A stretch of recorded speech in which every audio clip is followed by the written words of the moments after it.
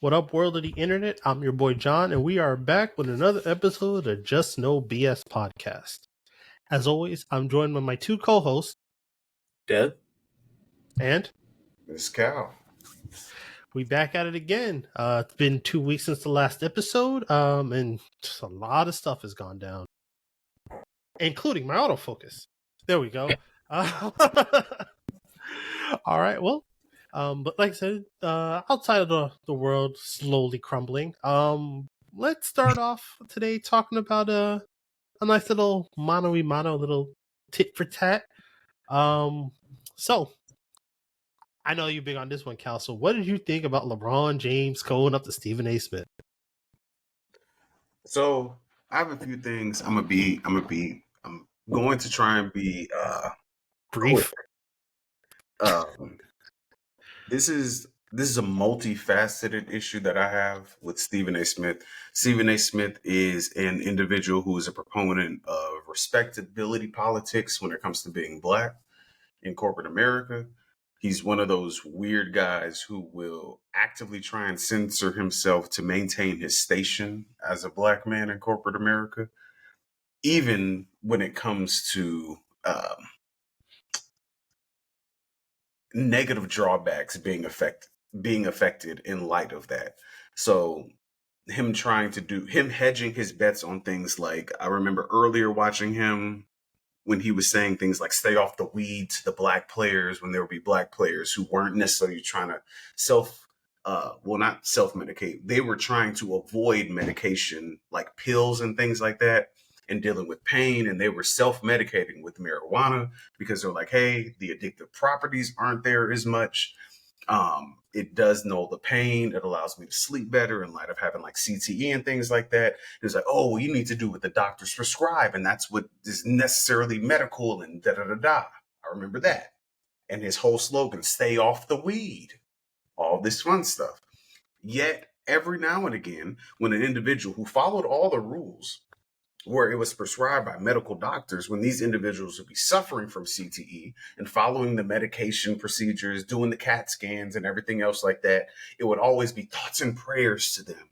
I hope they understand that we're here to love them and support them. This is what I'm talking about. You don't care about people. You don't care about Black men. You care about being viewed as being on the right side of not only whiteness, but corporate America. Don't care what you're saying. Matter of fact, this may be a short line, but let me connect it. As of recently, there was an individual who was trying to cross the fraternity that Stephen A. is a part of. The Qs. His name was ironically Caleb. His murderer, his name was Caleb as well. My actual birth given name is Caleb. This to me came as like a weird juxtaposition point or like a singularity moment for me as to where there are two paths, two destinies that you can go down. You can be the person who is the hammer and the right and the enforcing hand of an institution, or you can be the victim who is clouded by delusions of grandeur and everything else like that and fall prey of somebody else's insecurities. With that being said, I have yet to hear him speak out about what his fraternity brothers did. But again, this appears to me like more respectability politics. We didn't forget it. I didn't forget it.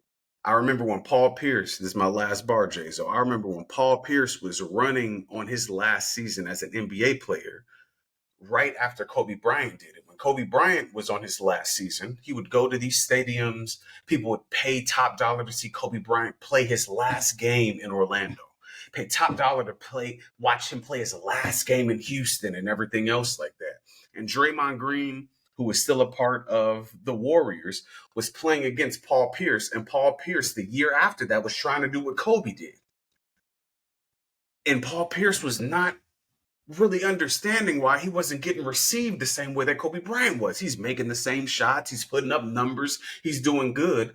And it was a situation where Paul Pierce is shooting a free throw and the audience, the crowd isn't as loud as it normally is. But Draymond Green says to Paul Pierce, they don't love you like that. They don't love you like Kobe. And you hear it cut through the audience. Hey, Stephen A., they don't love you like Stuart Scott. Damn. You're not Stuart Scott. Stuart Scott was the person who came through and properly packaged and put an iconic view on black colored commentary, if you will, when it came to sports. He was out here saying that brother's cool as the other side of the pillow. That sounds nice, Jason. That sounds nice. Classic 80s lingo, man. Just smooth, just off the cuff. What does Stephen A say? Stay off the weed. God made you in a race for the rest of your life. Your hairline is running against your mustache. Come on, Yo. bro. And it's beating your mustache to the back of your fucking head. That's all I'm going to say. That was enough time. We gave it. It's 5 minutes and 49 seconds. You know, the AdSense can clear at this point. My bad. I'm timing my profanity, you shit. So that's all. Oh, man. So, with a little bit of that backdrop, to kind of, I mean, he started off pretty hot there, but to go, to kind of bring it back a little bit, this is part of the problem I also have with Stephen A. Smith.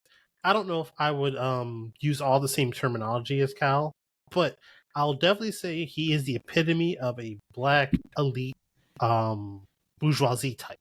Like, he believes that your success is what's going to uplift the black community. And to be fair, it can. But constantly striving for dollars and success, whatever, just makes you a slave to capitalism. He's a black capitalist. That's literally what it is. Like, he just signed, of course, right after one of his biggest, like, aha gotcha moment controversies, whatever you want to call it. Right on the heels of that, he signs his biggest contract with ESPN. How much was that, Jason? Oh, I didn't even look. I don't care. It's $100 million. Yeah. 100 million. How many years? I think, if I remember correctly, I think it was 5. I may have to go back and double check. But that's, bro, you're a franchise quarterback. It's talking shit on people. He's making more. His contract is bigger than Bronny's. He should stop talking. Like, and again, that's the, now to kind of take it to the basketball thing, like, to kind of bring it around. Did LeBron use nepotism to get his son a spot? Yes. But it's not like he got him like the number 3 pick. He got put into, all he did was get a chance to be a regular NBA dude. By all intents and purposes, he's a regular NBA dude. Mm-hmm. That's like saying, hey, I use my job as the CEO of a company to get you a spot at the call center. It's not like you're running the board. You work at the call center with all the other chumps. Like, I use chumps in this particular case to just show where you are in the hierarchy. I don't mean it literally. But, you know, you with the rest of the call center people. And if you're good enough to work your way up, bet that's your skill set. You did your job. You were supposed to work hard and do well. All he did was get you a job at the company. That's essentially all LeBron did. When you think about it in the long run. For all, the Lakers didn't have the, for all you know, another team could have been like, you know what, we want the press, whoever, you know, 54 other teams, 53 other spots, I should say, because the Lakers had 2 spots, 53 other spots. Another team could have been like, you know what, we're gonna mess with LeBron's legacy, take him anyway. Like, Cleveland could have got him. You don't know. And yeah, Jason, just as another route to how disingenuous Stephen A is. Stephen A, you utilize nepotism when you put your nephew up on your own show, when other reporters and sports reporters could have had that position and showed their talent and their skill. You had him up there. He's another person who God made his hairline race against his mustache. You thought we forgot. With yeah, the like, come on, bro. We have to. yeah, like, I get it. People don't like the general nepotism when it comes to rich people. Heck, I don't like it, but there's levels to it. Again, all LeBron did was help him get a job. I was having this argument with my brother, actually, and, like, he had some of the same points. Someone was like, bro, put it into full context. Because he was like, yo, Bronny started the other day. I'm like, yeah, after 4 players for the Lakers were DMBs. Like, if you're the third string other guy and the 2 people in front of you are both hurt, guess who plays? You. Like it's not unusual. There, so there was that, and then like look again, he's the 55th pick. Most of the time, you never heard of them. This is how I caught my brother. I was like, "Who are the first 3 picks now?" Exactly. That's not our fault. They all want the ratings, so they keep talking about LeBron and his son because they know people are gonna click and watch. Yeah. If people really cared about nepotism so much, actually pay attention to the first 3 picks and let me know what their names are. Yeah. And nobody, and I just, lastly, before Devin cooks, I just find it funny how there's always this perceived Luciferian Illuminati thing happen when it's nepotism with black people. When can we just remember with the same organization, Luke Walton was the head coach of the Lakers in the early 2000s. Y'all may not remember who Luke Walton was. That was Bill Walton, who was a great player in his time in the 70s, if I remember correctly. Late 70s, early 80s, yeah. Yeah, he was actually a all-star type guy, championship type guy. His son played in the league with Kobe Bryant, didn't do shit. And his dad made the call, and Luke was the head coach of the Lakers for a little bit off of a call. Like, he also was a coach with the Warriors before that, but yeah. touche. But again, this is one of those things as to where it's like, we really have to stop doing this. It gets really pathetic when you start to look at it across the board because people will scream nepotism when it comes to black situations like the Wayans family, as if everybody in the Wayans family isn't independently talented in their own right, who deserve their own platform, and that's what you're supposed to do. A lot of the nepotism that goes on in the typical way that we see it in American culture when it comes to like white multimillionaires, sometimes billionaires, putting their kids in these positions, oftentimes their kids are reluctantly accepting these positions and not even equipped to fit the bill in this. Bronny, outside of, even if LeBron wasn't his dad, this man had a cardiac arrest situation at USC. He was never supposed to play basketball again because of the condition of his heart, bro. And he came back and still followed through with the team and then got drafted in the 50s.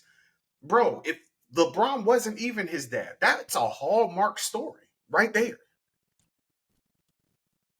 Like, in and of itself, of his own merit, that's great.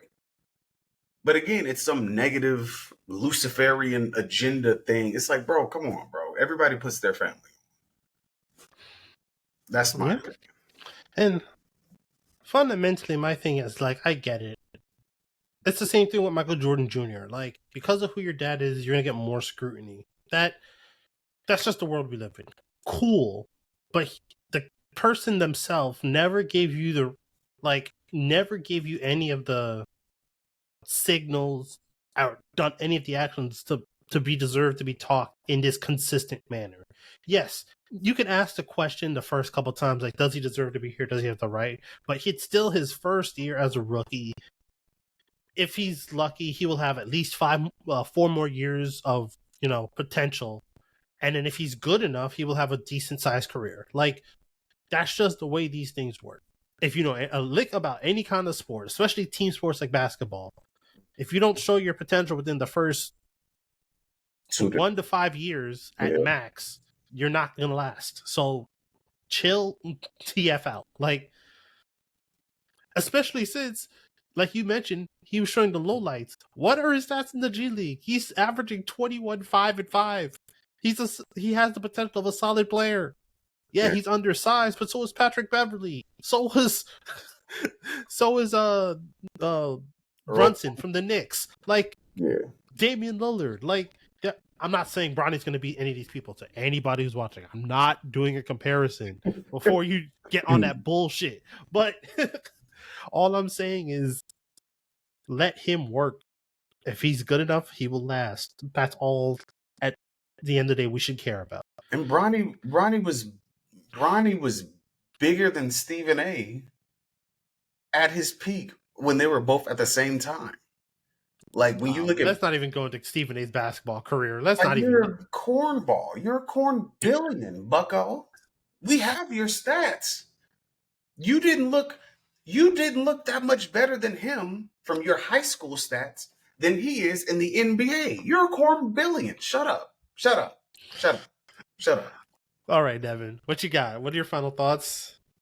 So a couple quick things. First, I want to say that I do like your analogy with his son basically kind of going into a company at the bottom level there, at the call center, customer service representative kind of level there.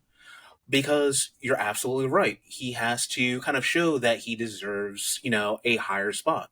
If, he goes through the paces and he just doesn't make it through, then yeah, the team's going to let him go in a couple years. Call it a day.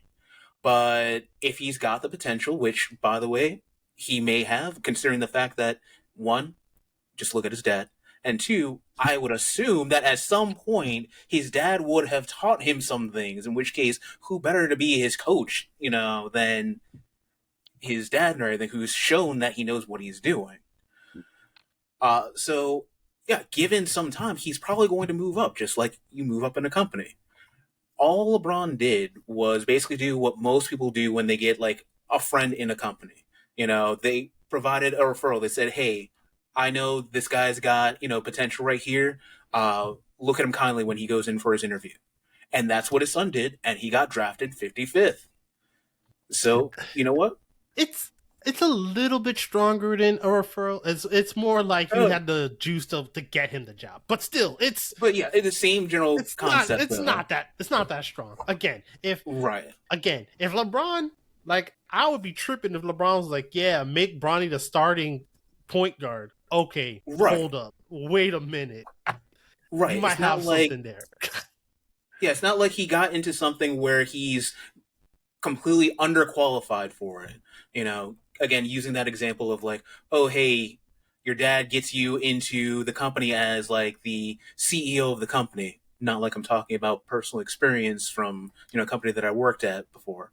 Not saying anything out there, but it's not like he got him into some star position and then he's underperforming. He got into a position where he has the opportunity to go and show what potential he might have and grow from there. It's like playing 2K and, you didn't get any VC starting out, so you kind of have to work your way. You at least made the team, Yeah. Now, talking about Stephen A. and kind of talking about what you were saying with him being a black capitalist at this point, I completely agree. The idea that you have this basically soapbox and you have this ability to kind of talk to others and pull people up and everything, and instead all you're doing is just finding ways to put people down is completely disrespectful. Mm-hmm. You are completely disregarding anyone who helped you get up to where you are right now, and completely disregarding the idea that, oh, hey, now that I'm in this position, I can help others. Right. So now that I know the full situation, because I was only vaguely aware, no, I don't know what this guy's doing. And he was again, just, and this is within the past few days, Devin. So I'm not, you're not as big as, like, you don't care as much, but like there was a fallout between Stephen A. Smith and Skip Bayless that happened. Those two kind of like revolutionize sports commentary when it came to like debate and things like that. And there was a situation as to where they had a falling out, and Skip Bayless partnered himself with Shannon Sharp, and then Stephen A. Smith partnered himself with Max Kellerman and Molly, I forget her last name. Molly Curum. Curum, thank you. And there were some situations that happened, stuff shook out, time elapsed. Then Stephen A. Smith and Shannon Sharp came together. And Shannon Sharp was essentially speaking to Stephen A. Smith as a black man on the air and was like, hey, like, I really felt taken advantage of and undermined when there was a situation between myself and Skip Bayless, to where Skip Bayless and Shannon Sharp were having like a debate about, correct me if I'm wrong, Jay-Zo, but like Tom Brady, to where they were talking about like championships, and Shannon Sharp, who is a guy who literally revolutionized the tight end position because he was a larger guy, so he could play wide receiver, but he was really big for a wide receiver. So they were like, oh, well, you can play offensive line. And then as time went on, it was like, oh, you can block and catch. So they started like revolutionizing NFL offenses through Shannon Sharp. Like, he's literally a pioneer of the tight end position. And we're blessed to be in this era to where he's still alive and can give commentary. But Skip Bayless and him had like an argument while they were on the show together. And Skip Bayless was essentially like uplifting Tom Brady and then poo-pooing on Shannon Sharp. It was like, you wish you were him. You wish you could have as many Super Bowls as him. And nobody cares. Like, he was being very disparaging, right? So Stephen A. Smith and Shannon Sharp came together. They were having that conversation just for Stephen A. Smith within this past week and a half to turn right back around and do a reunion show with Skip Bayless. After Stephen A. Smith was like, yeah, that's unforgivable. You can't accept something like that. Somebody should never talk down to you like that, especially as a black man. This is why I'm saying, like, this black respectability politics in the corporate sphere, as to where it's not like, I'm rocking with Devin. Because Devin Black, and he understands where I'm coming from. There's certain lines we will never cross when it comes to each other in a corporate sphere. White people do that all the time. They just don't say it as blatantly, like, you know what I'm saying? Like, overt. But it's like, okay, cool. Like, yeah, Devin can be a harsh guy. He may be the worst. He may be the worst. He's not the best, but he may not be the worst. But again, he's gonna come to the bar mitzvah. My daughter likes Devin. She loves his jokes. He tells the best jokes. Devin's a good jokester. Like that. But you doing that in this sphere openly in front of everybody is wildly disrespectful, bro. Wildly disrespectful. Shannon Sharp isn't innocent, but just seeing how his authenticity and his integrity is up to the highest bidder at every juncture in his career. Because Jay-Z knows, like, I can go back every 5 years and show you something from this man to where it's important for you to stand on black issues, and he just, nope, highest bidder. Nope, highest bidder. Nope. And it's sick, bro. It's sick. Yeah. We deserve There's that. a fun, like, whenever you have time, Devin, do you remember Chad Ochocinco? Yes. Football player? Yeah. So there's a clip.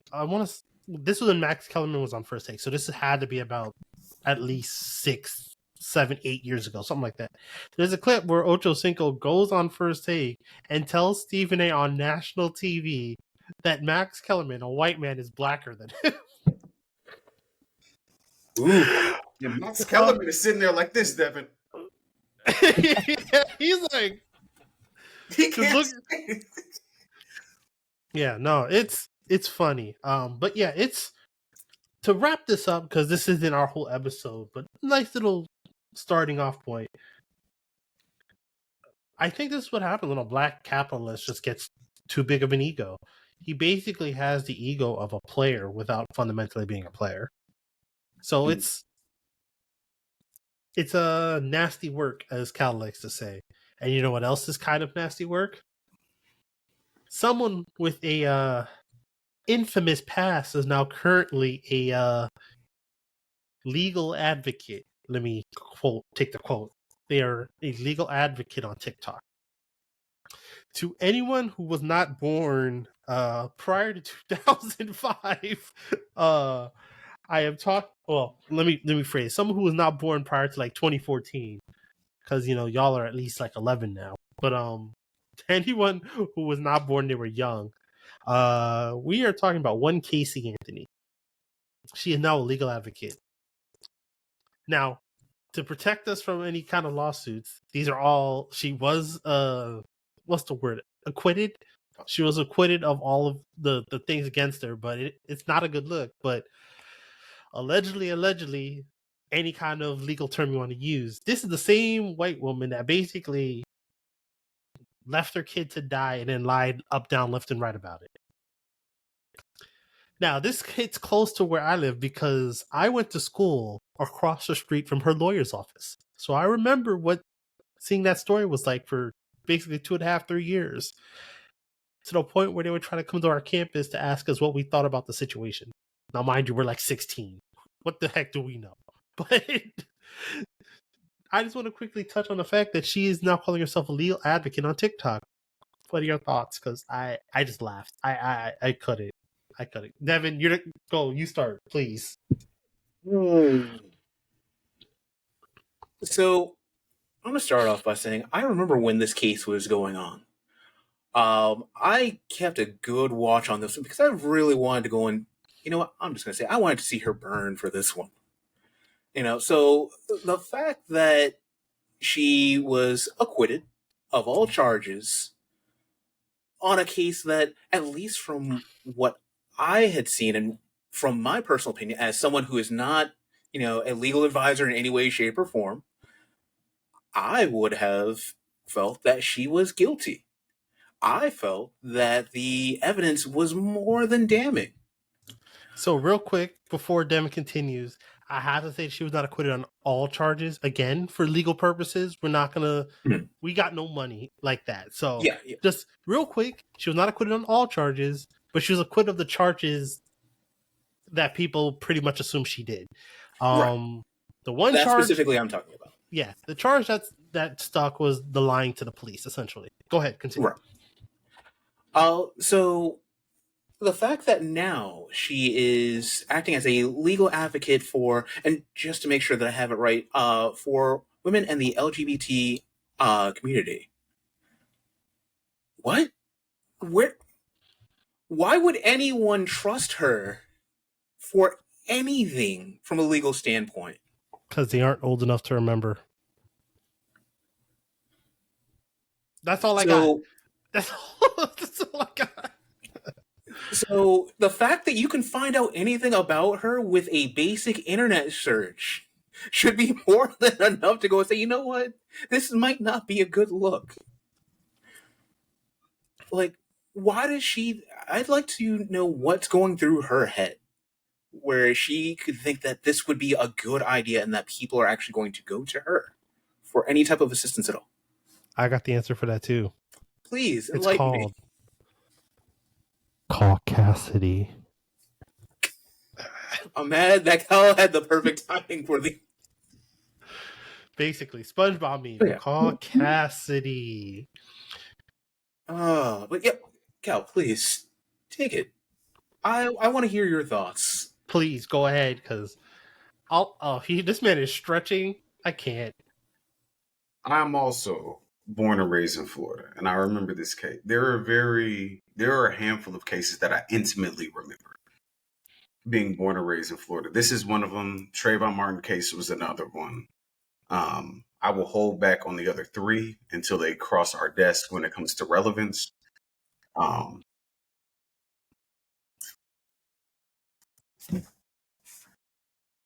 The nicest way possible that I can say this is, if I had the ability to put cancer on somebody by spitting on them,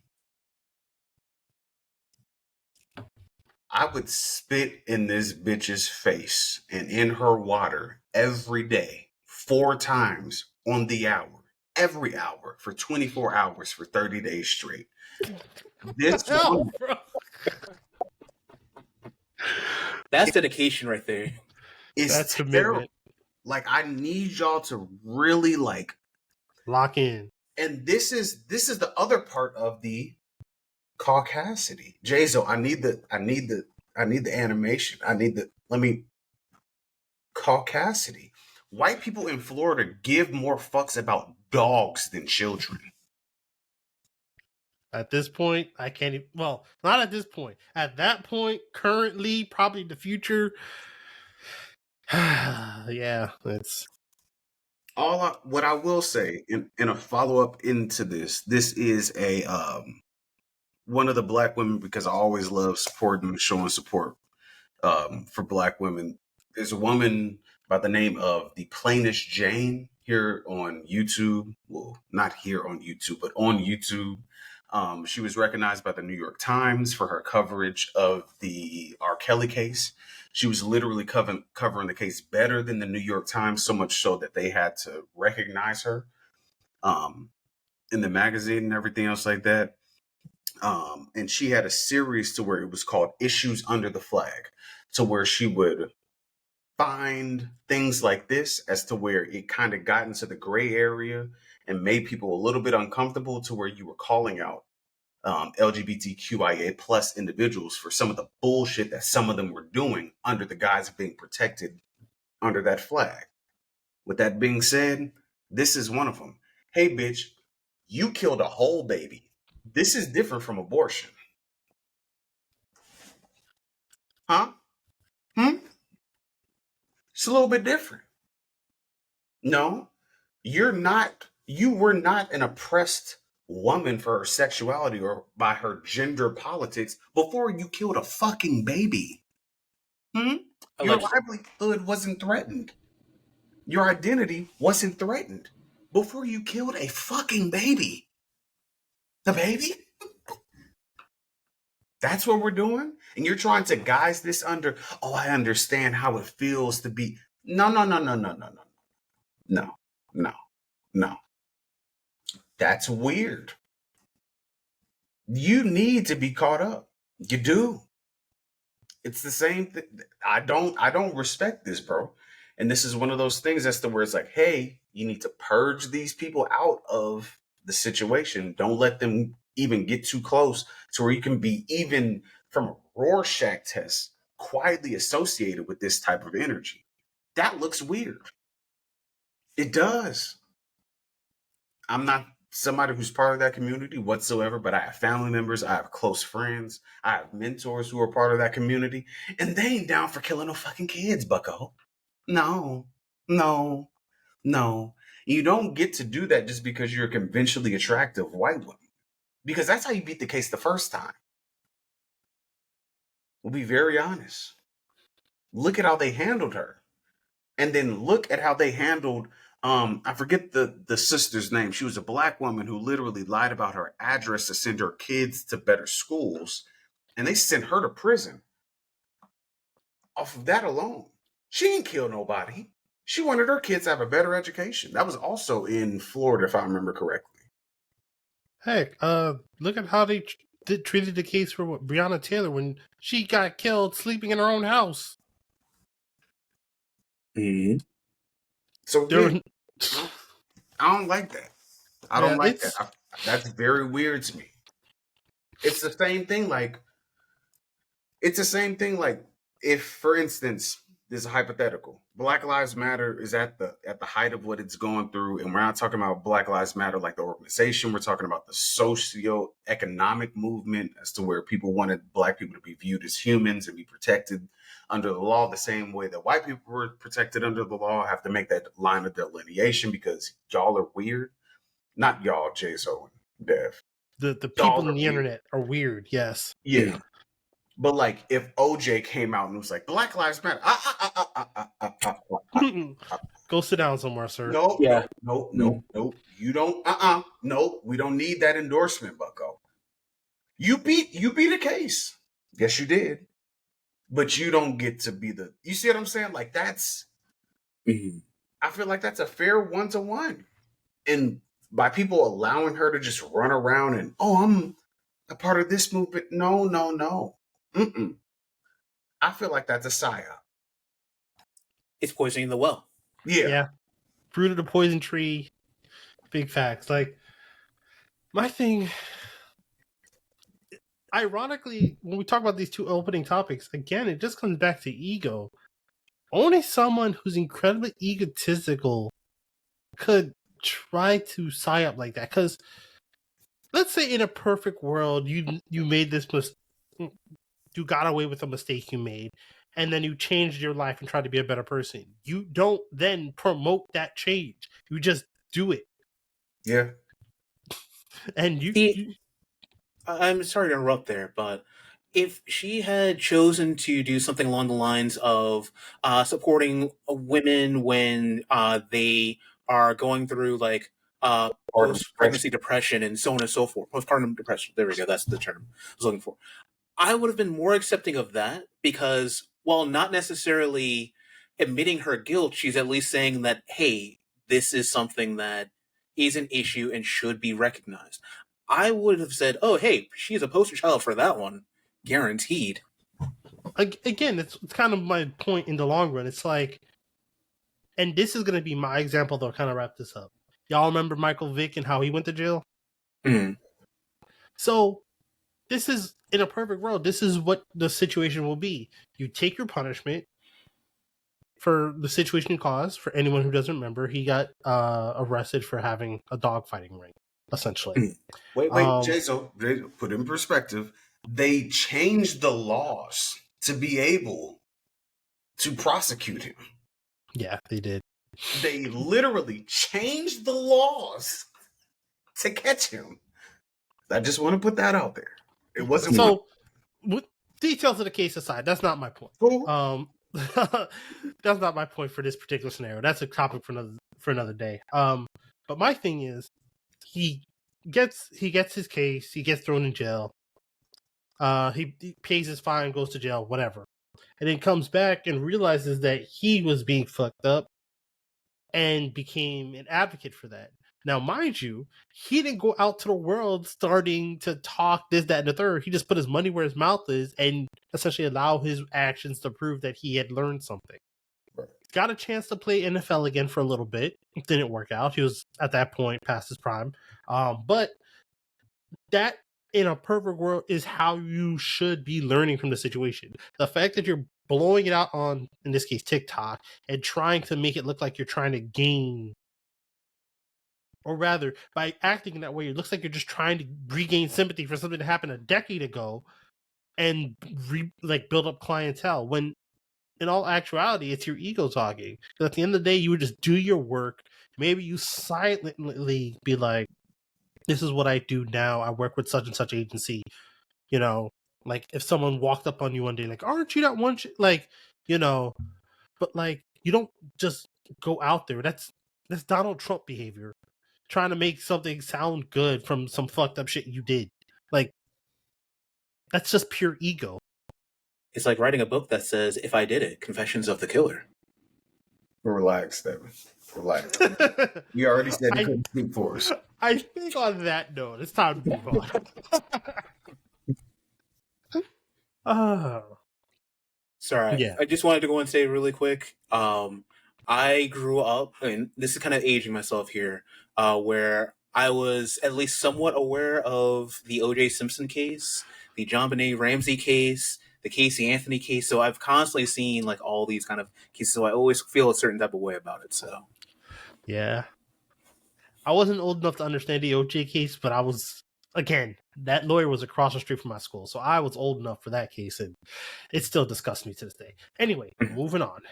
So, I hate that we're actually moving on from one of the most terrible things a woman's ever done, but 2 weeks ago, we ended our last podcast on a conversation on power fantasies. And we started to really break the discussion down, talking about, well, in this situation, we've only really talked about male power fantasies. How does that juxtapose to a woman power fantasy story? So, while International Women's Day has passed, it was last weekend, I figured let's bring it back around and let's talk about women power fantasies in storytelling in general.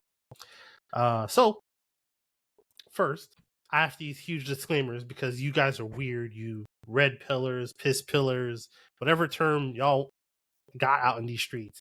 Y'all people is weird. So, as a disclaimer, we are not speaking for women, but in support of women, because we just want to have a good understanding of this topic. We are not women.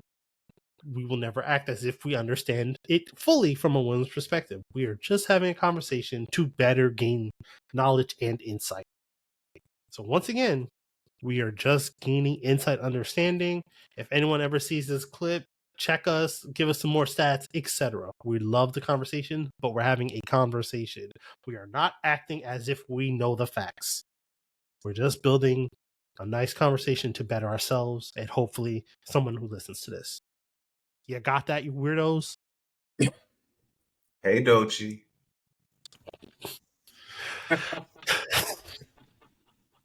I can't. All right, but yes. So that being said, uh, our three body breakdown for the episode is going to be discussing uh, the female power fantasy and storytelling. So first off, we just got to ask a question: is there a power fantasy you know, in a female story? I would definitely say yes. I don't think that's to be debated, so to speak. But the better question, I think, is what is the goal? Is it the same goal as you would see in a typical hero's journey, for example? What's the change in perspective? So let's start from there. I think, Devin, you should start off with the floor with this one.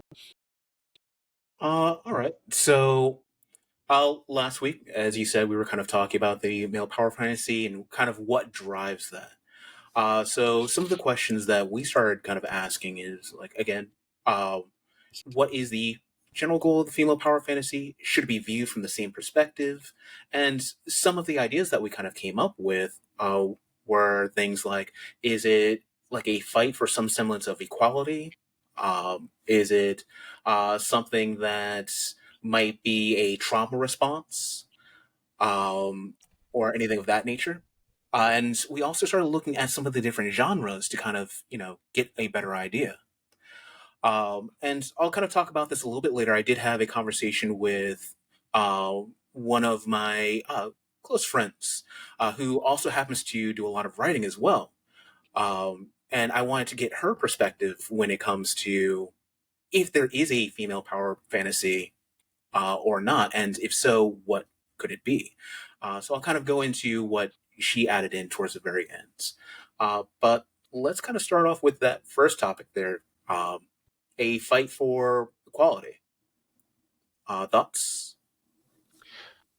Well, honestly, when we were kind of thinking about it after the episode, we, like me and Cal, cracked a slight joke, but also realized this is pretty common.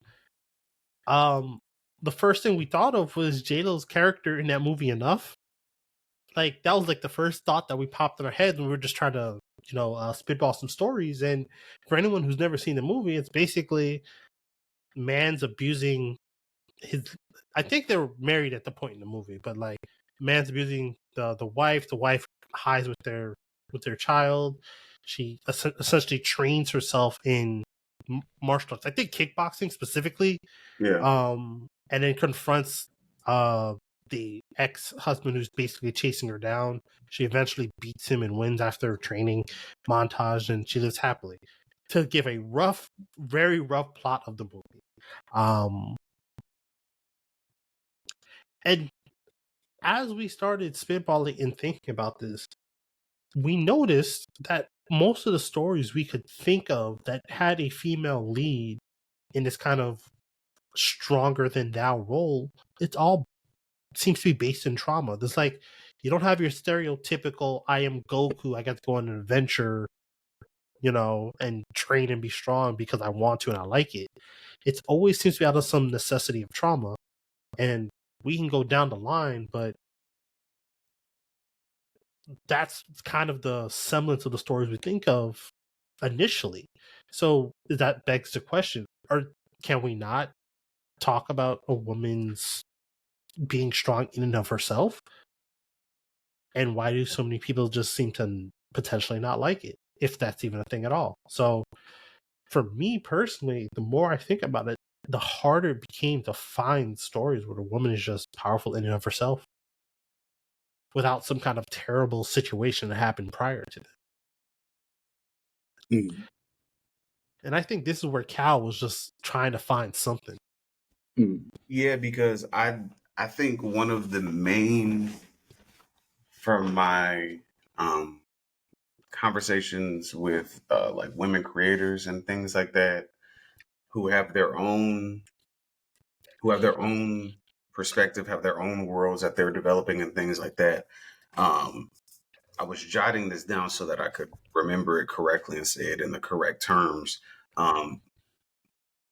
part of the hero fantasy for women, from what I've dissected, is essentially a woman being powerful enough to be left alone and possess autonomy, not only for herself, but for other women. Her being a bastion of just bodily autonomy and personhood, to where it's like, I don't want to fuck you up, but I'm strong enough to where I could really drop all of y'all if y'all play with myself or anybody around me. And I don't think that's too far fetched. Period, point blank. I can respect that. And I also, the thing that kind of went to the 1B for me was, we are looking through our lens and through our scopes when it comes to the media that we digest.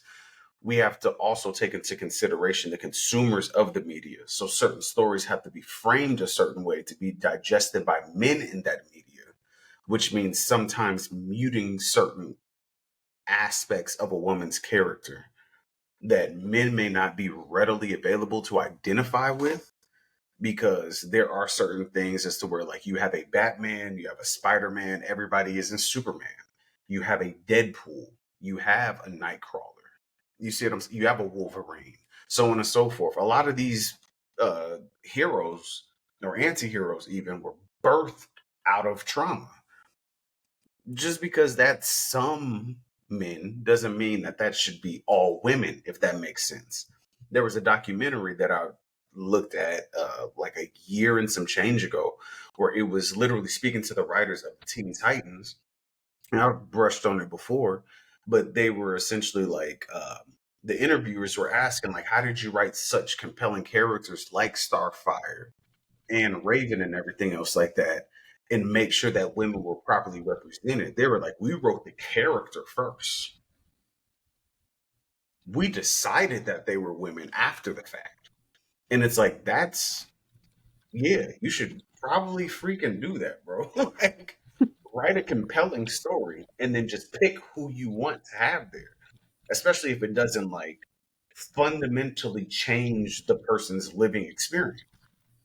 I don't think that I don't think that's too hard. This is coming from a person who I write my own stuff. I'm actively trying to get my stuff off the ground. So I don't think that's hard whatsoever.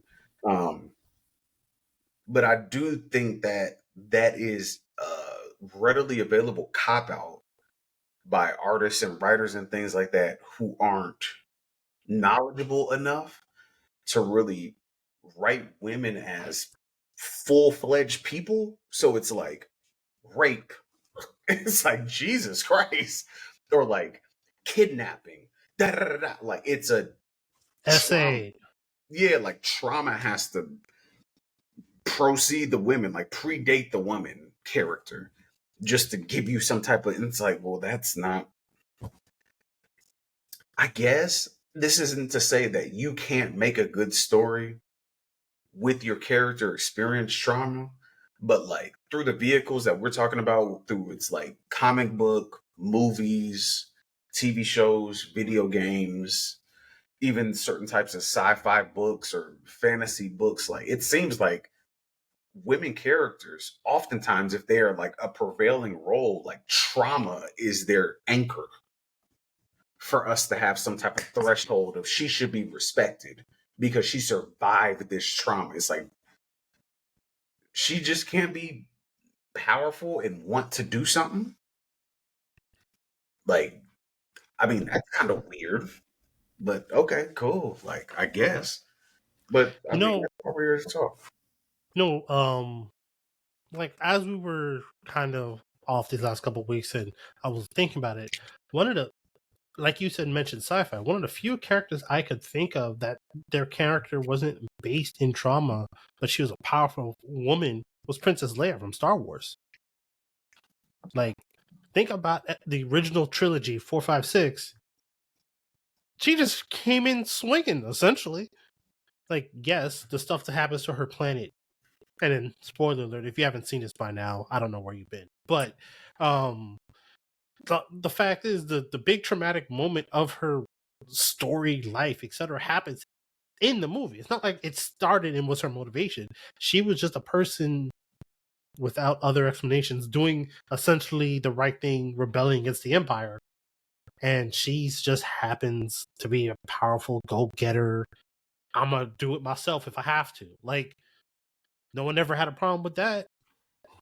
I mean, well, in the one of the first movies of the originals, she was assaulted by her father. She didn't know he was her father, but she Yeah. was actively tortured Yeah. and placed in solitary confinement. That's trauma, Bucko. Like, that's Yeah, but trauma. that's the thing, but that's not like the crux of her character. No, Like, no, no. Right. She was already rebelling before that Yeah, point. she was already punching. She was already punching.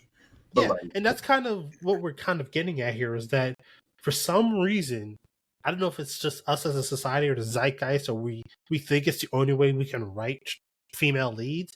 For some reason, they have to go through like this terrible thing first, outside of just being legit in and of it themselves. Like,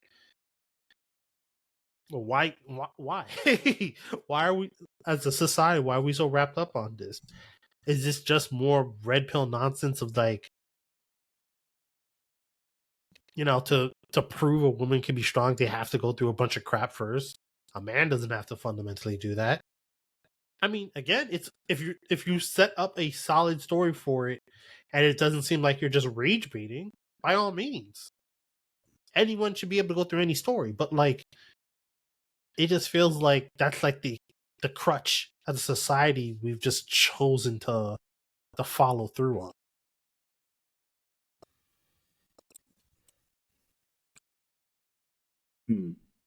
Yeah. So that kind of brings me to another particular question that we had here, because in some media, when they do have a strong female lead or a strong female character, if they do have to go through something traumatic, it's seen like a bit of like a scar or a blemish, as opposed to when men go through trauma in a lot of those kind of like action movies and so on and so forth. It's kind of seen as like a badge of honor. So I was wondering, like, is there something kind of tied to that and how we view how people deal with trauma?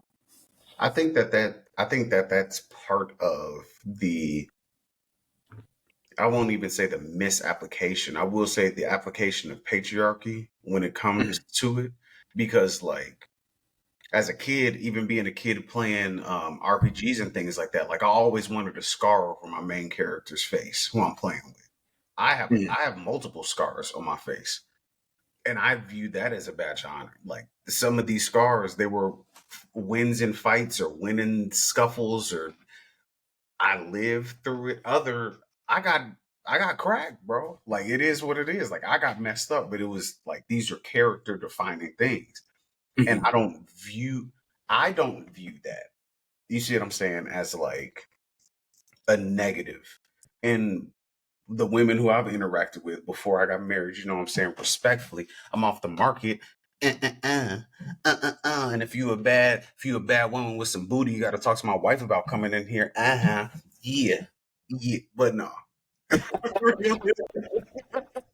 Come on, bro. We're having this nice Well, conversation, diving some deep subject matter, and then you gotta cut it with some light misogyny. Come on, bro. I'm joking. What I will say, like as a guy that is like respected and accepted, you see what I'm saying? Like women don't mind me having like scars on my face and things like that. Mind you, they aren't like visceral, deep cut, hot iron to the side of my face, like nothing mhm. crazy like that.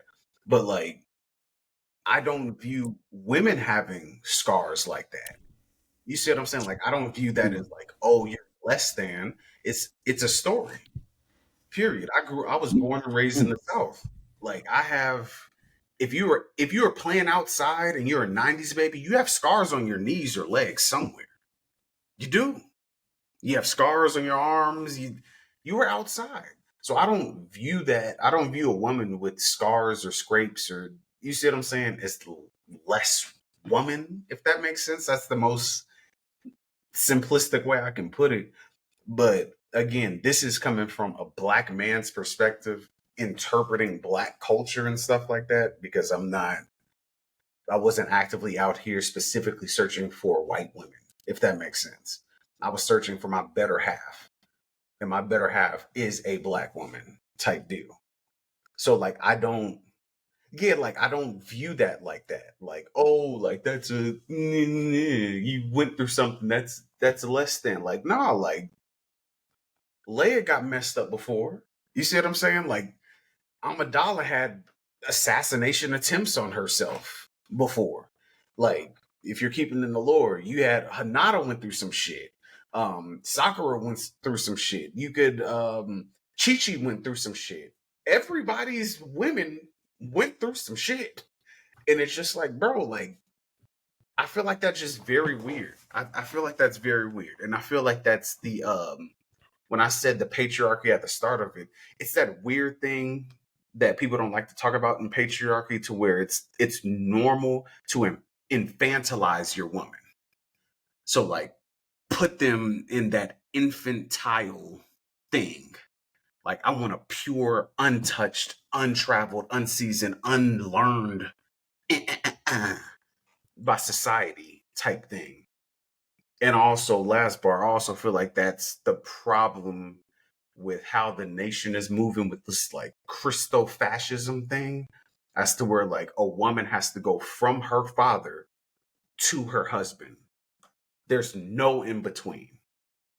And it's like, that's also an issue in my mind, because you're only viewing this woman as a legitimate individual being when it comes to her proximity to another male. My bad. I got a little bit too Carried away. So, yeah. I do want to just comment. I do like what you said when it comes to like scars and scrapes and so on and so forth. Yes, I completely agree. They do tell a story.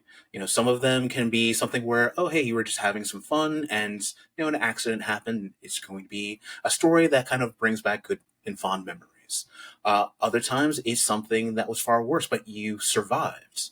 Uh, any person that I've met where I've seen that they've had any kind of marking or scars or anything, I always, of course, respectfully, always want to know their story. Like, what happened? What got you to that point? And what did you learn from that? I feel like it kind of goes with that same idea when it comes to uh, some forms of Japanese pottery where they something might break, and then what they will do is they'll use gold to kind of uh, rebuild it back and everything. And all of those cracks that have that gold and everything is supposed to kind of show all that experience essentially that kind of goes along with that. I feel like it's that same kind of concept. You're actually making something better because of that. And I do feel that what you said towards the end there, where it's kind of like a woman has to go from the father to the husband and nothing else. That's the idea that some people seem to have. I think that's one of the reasons why some guys out there, some of the weirdos out there, think that if there's any sort of mark or blemish and everything, then they're, and I hate this term, damaged goods. Yeah. And it's like, I think that's where that idea kind of comes from.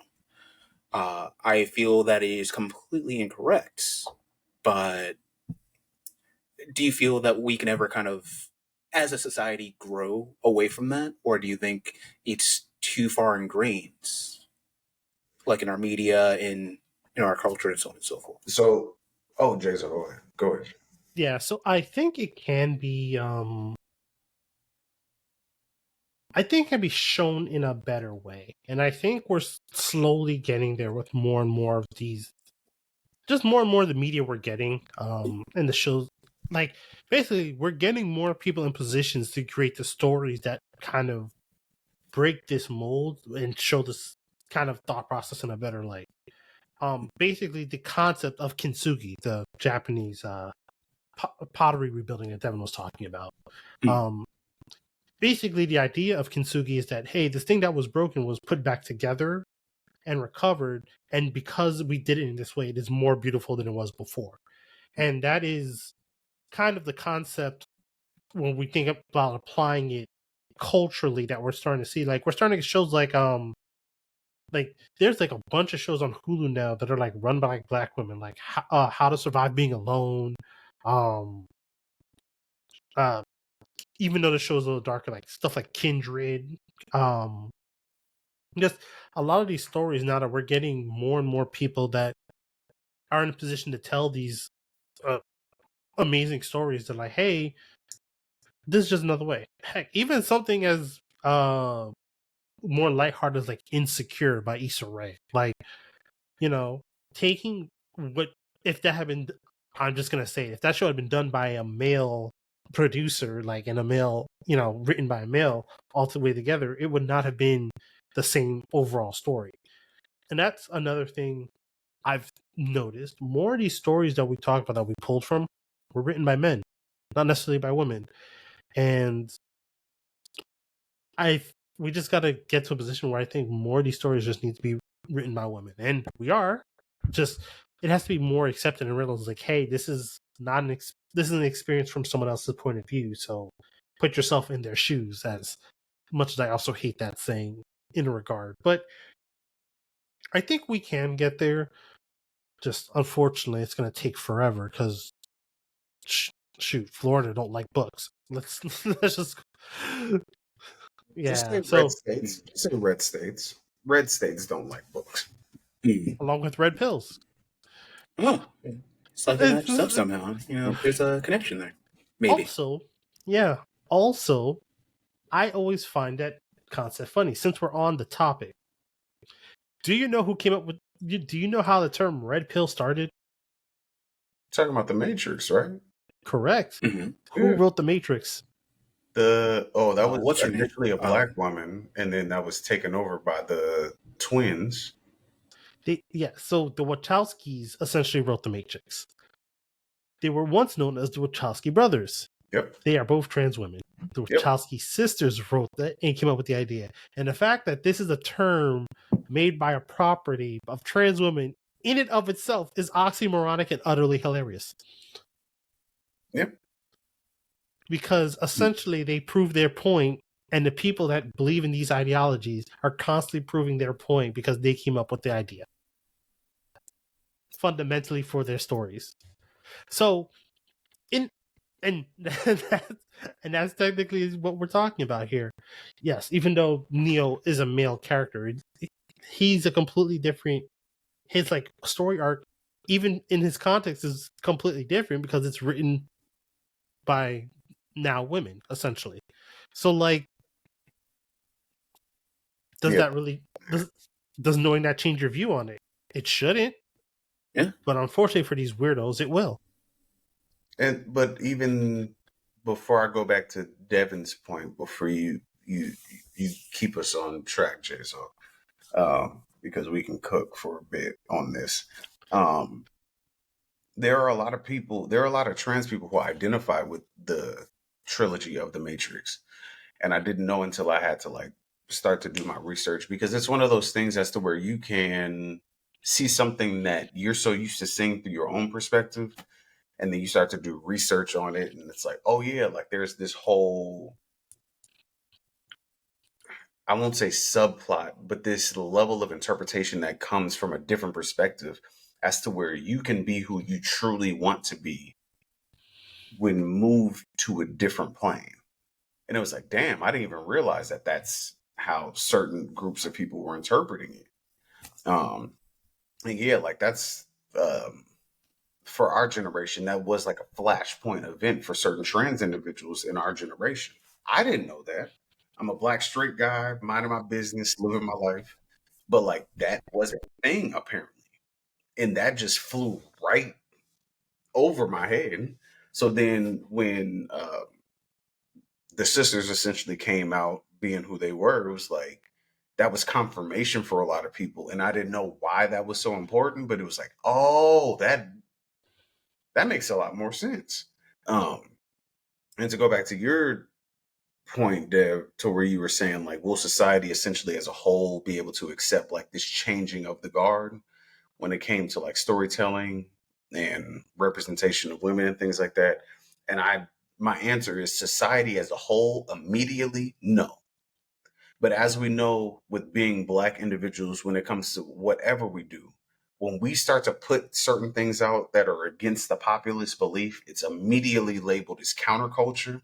And what typically happens with counterculture is it pushes the needle so far onto one side and everybody's looking over here, even the creators of the pop culture or the popularly widely accepted culture, they start looking over here.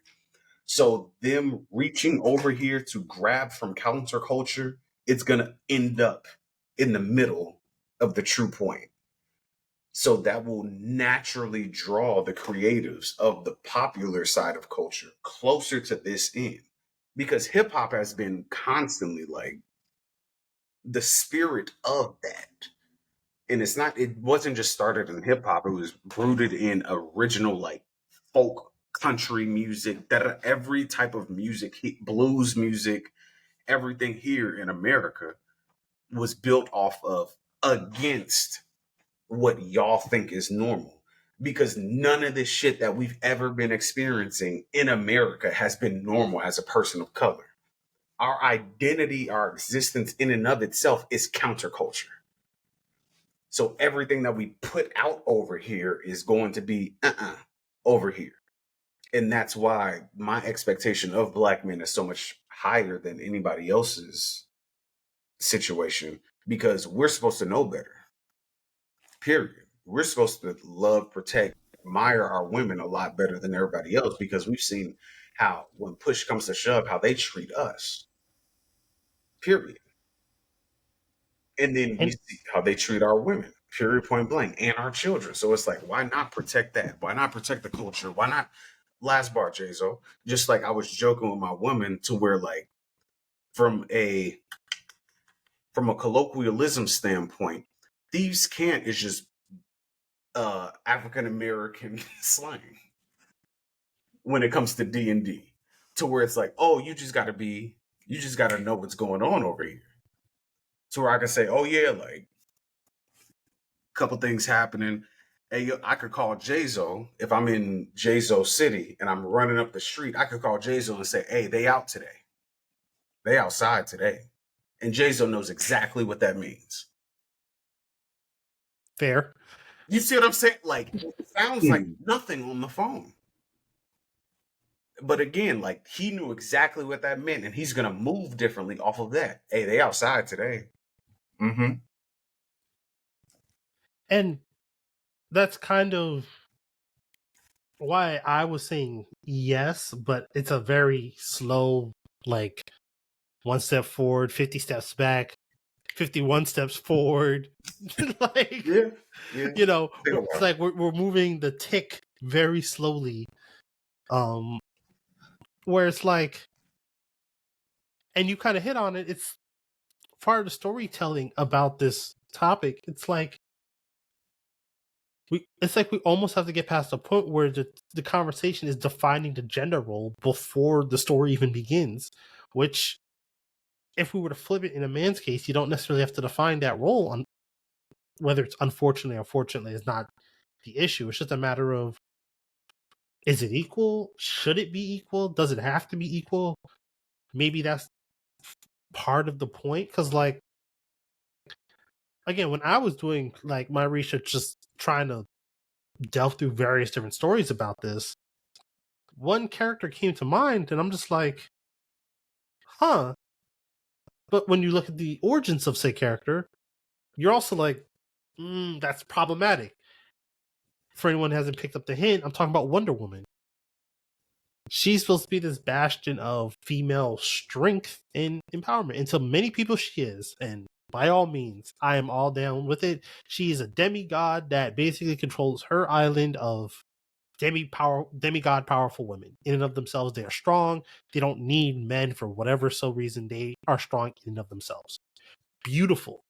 But if you look at the person who wrote initially Wonder Woman and find out how problematic he was, ouch. Like, it's it's hard, because now it puts like this weird shadow over anyone who knows the history of the character.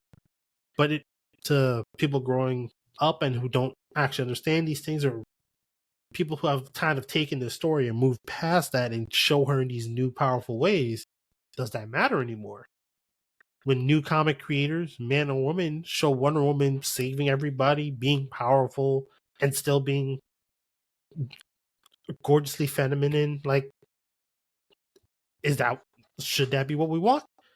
Personally, I think, and this goes for almost anything, I think to properly make something fair, we have to show all of it, and all of it in every light.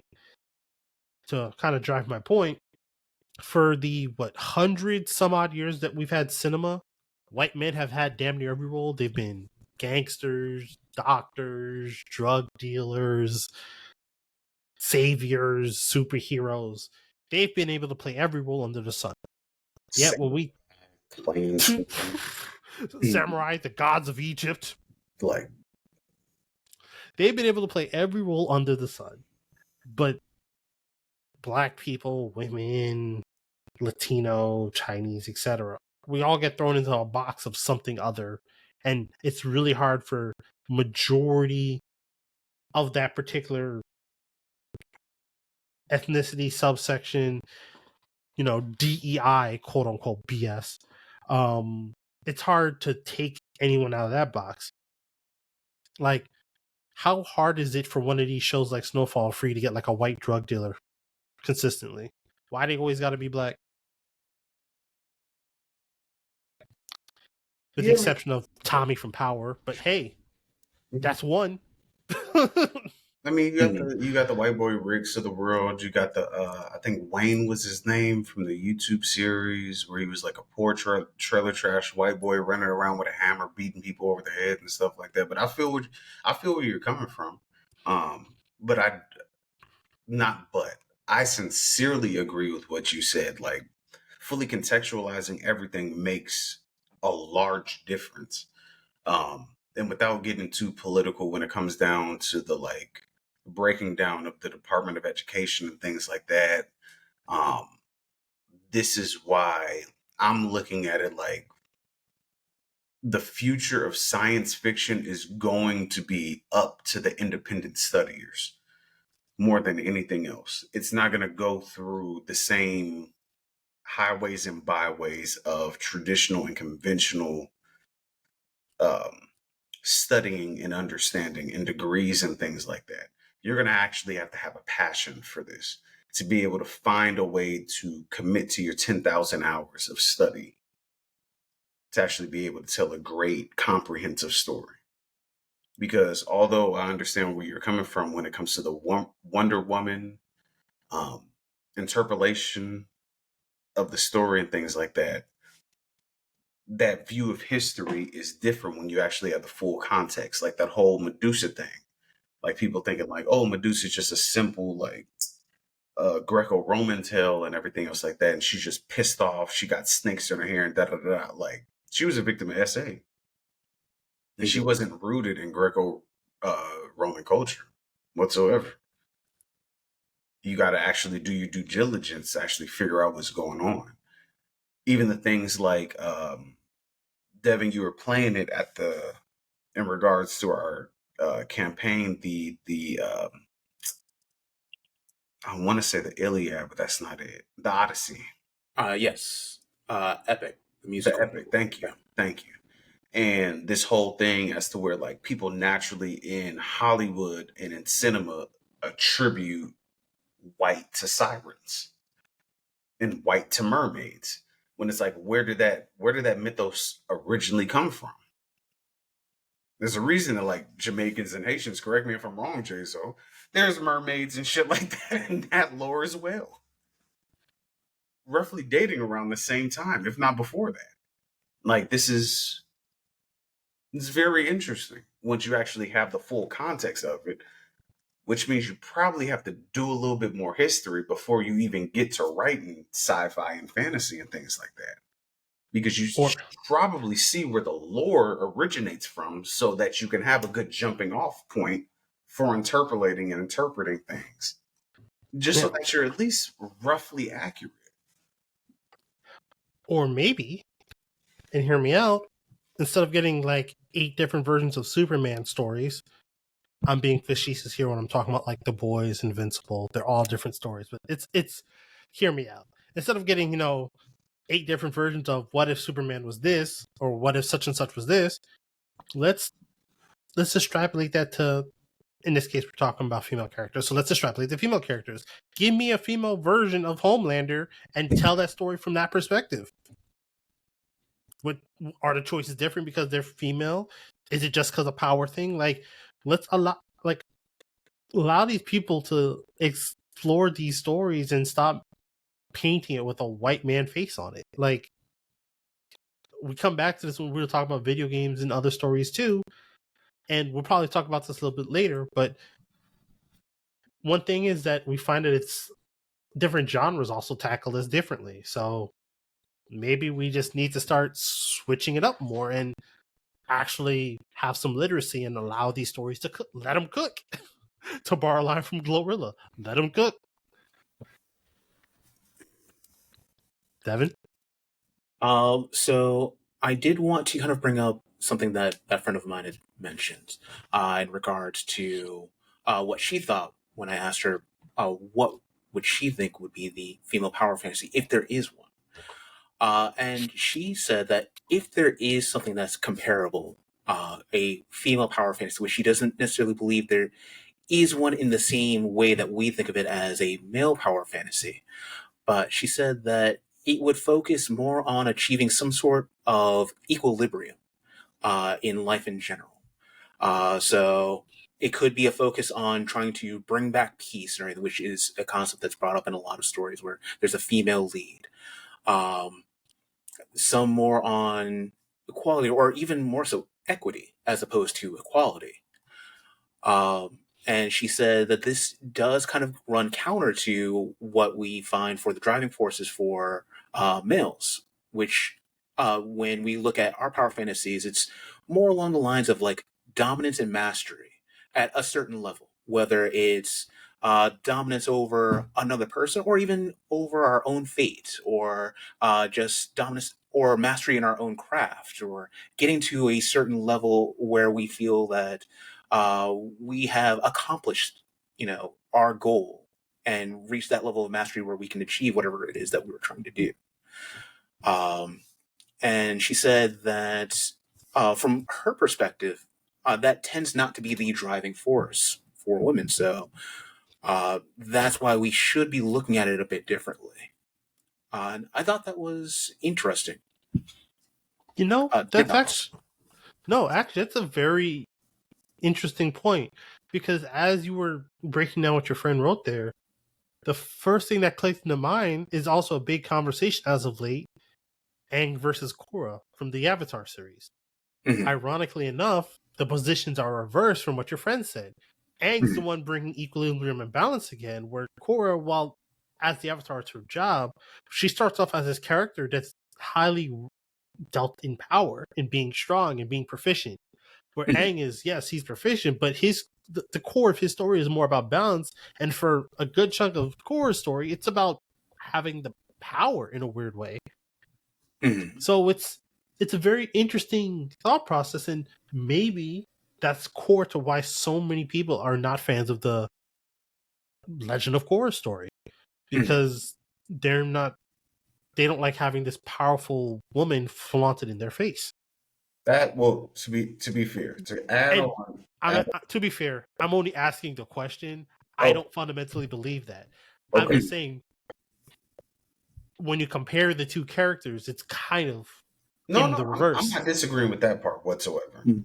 whatsoever. To add on to what you said, Devin, from your homegirl's perspective, uh, Mhm. I gave my first one, um, where it came down to the woman's power fantasy, excuse me.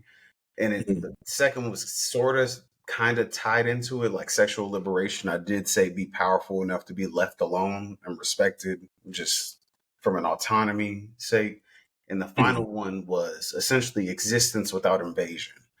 And that means from like a mental standpoint, from a physical standpoint, everything. Um, and I agree with that. Like that should be written better, period, point blank. Like as Mhm. black people as a whole, although we're not a monolith and everything, in Marvel, it took us a brick before we got Black Panther to see Wakanda on the screen. You see what I'm saying? Like non-colonized version of Africa and everything else like that. And that's not to say that that wasn't attempted in real life beforehand, but oftentimes, like, I know the method of storytelling is show don't tell, but like a lot of, again, red states, red hat wearing individuals, and you can pick up the Venn diagram of what I'm saying. They don't read, so they don't know the resistance that came when it came to actually trying to defend that in the real world. They don't know all of the contributing factors that actually went forward into people being invaded. If you understand what I'm saying, I'm trying to be nice, trying to be nice. But I fully accept that. I fully accept that, and I do think that that's where this is where I hang my hat on. I think talented and gifted women need to get the opportunity to get their shit off badly. And I do think garbage ass women, just like garbage ass men, need to be gate kept the fuck out of doing anything and spearheading anything. Hey, what's my Indian chick name from The Office? Mindy, who did Vilma? Mindy Kaling. Is that correct? Believe so. Yeah. Yep. We need to call Interpol or the FBI or somebody to take every writing utensil out her house. Period. There needs to be a woman who has her own vision of, you see what I'm saying, some type of universe who can get her shit off of. Like, period. She doesn't need to do anything ever again. Same thing with old boy. Well, it was a writing camp. The individuals behind Teen Titans Go, you need to get banned too. Yep. We need to get you the fuck up out of here, bucko. Yep. You need to leave. But again, like, I think women deserve that because it's been so long of white people telling black people stories, number one. Number two, it's been so long of men telling women stories, like, this is ridiculous. Let's give people room to tell their own stories, please.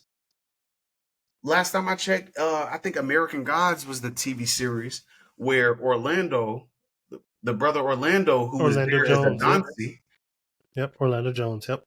and then he was talking his stuff, just like everybody. Odin was talking his shit. Everybody else is talking their shit, and he has his monologue, his beautiful, like, you know what I'm saying, thespian energy, getting his stuff off, and they're like, it's a little too radical. We're gonna have to let you go. What? Yeah. What? Like, let people tell their own stories. Period. I don't want to hear a Loki story written by anybody who's not probably a bisexual white person. I'm gonna be honest. Let the people tell their stories, bro. I'm sorry. At this point, y'all can't be trusted to tell people's stories accurately if you're not a part of that group. That's fine. I mean, it's crazy, but like, my wife loves the show, but Steven Universe, when you look at it, Rebecca Sugar was cooking, and again, like, that show was probably one of the best cartoons I have seen in a long time that actually breaks down dealing with trauma, dealing with family issues, and growing beyond it, and doing so in a nice, colorful way with a little bit of action, like, and music, great music. But like if I had a young daughter, they're watching Steven Universe to the end of time because that's how I want them to fundamentally grow, like, themselves. Like, you would hope they have the strength of Garnet, the grace of Pearl, and the fun of Amethyst. Like, Like, that's straight up what I would want for my daughter. Like, that is it right there. Just combine those three characters and let them cook. But so to like kind of not move the topic along, but to kind of continue the thought process here. We've been talking about power fantasies, and when you think about it, we've touched on sci-fi, but when you think about it, we're thinking about it from the genre of a male-based genre, like a shonen for Japanese anime, for example. That's kind of what we've been talking about it. So now when we look at other genres, obviously for some reason it defaults to things like rom-coms, shoujos, etc. Should this divide exist, or again, should we just let them cook? If you ask me personally, I'm all about letting them cook. I'm all about let's expand it and look at these different things in a new way in general. Because at the end of the day, I can think of several great shows that show characters in multiple different attitudes. Like, now that we kind of break it down more, like me and Devin have talked about this one before. One of the worst and yet most oddly satisfying. I'm going to use oddly satisfying very specifically here because Devin knows exactly where I'm going. Endings to an anime ever, if you've seen it, is the ending to School Days. Because tell me how often you see it happen to the male lead character. Now, mind you, if you haven't seen the anime School Days, one, good luck finding it in its uncensored version. Let's put it that way. In this day and age. And then, to give a brief synopsis, this story is about a kid who starts going to, I think they're high schoolers. They start going to Japanese high school, and he's kind of one of those shy, quiet lames, essentially, that we would call in this day and age, but he's like not good with women, etc., so on and so forth. He eventually winds up getting a girlfriend. She's basically your typical Hinata type, right? You know, quiet, meek, etc. But they're a pretty good match. Without going too much into the actual story, he goes from meek idiot to straight up fuckboy within the time span of what, 12 episodes, Devin? Something like that? Somewhere around there. Yeah. And by the end of it, spoiler alert if you haven't seen it by now, he gets literally, if you a video watcher, you know exactly what I'm doing, and that's exactly what happens to this man. And then she goes crazy and carries his head on a boat and goes off to the distance. Yes, Cal. Because that's what you do. Yeah, that. If you haven't seen it, find a way to watch it. It is outrageous. But this story, I actually don't even know if it was a man or a woman that wrote it, but it just shows the juxtaposition of what happens when you actually tell a story in almost a realistic way.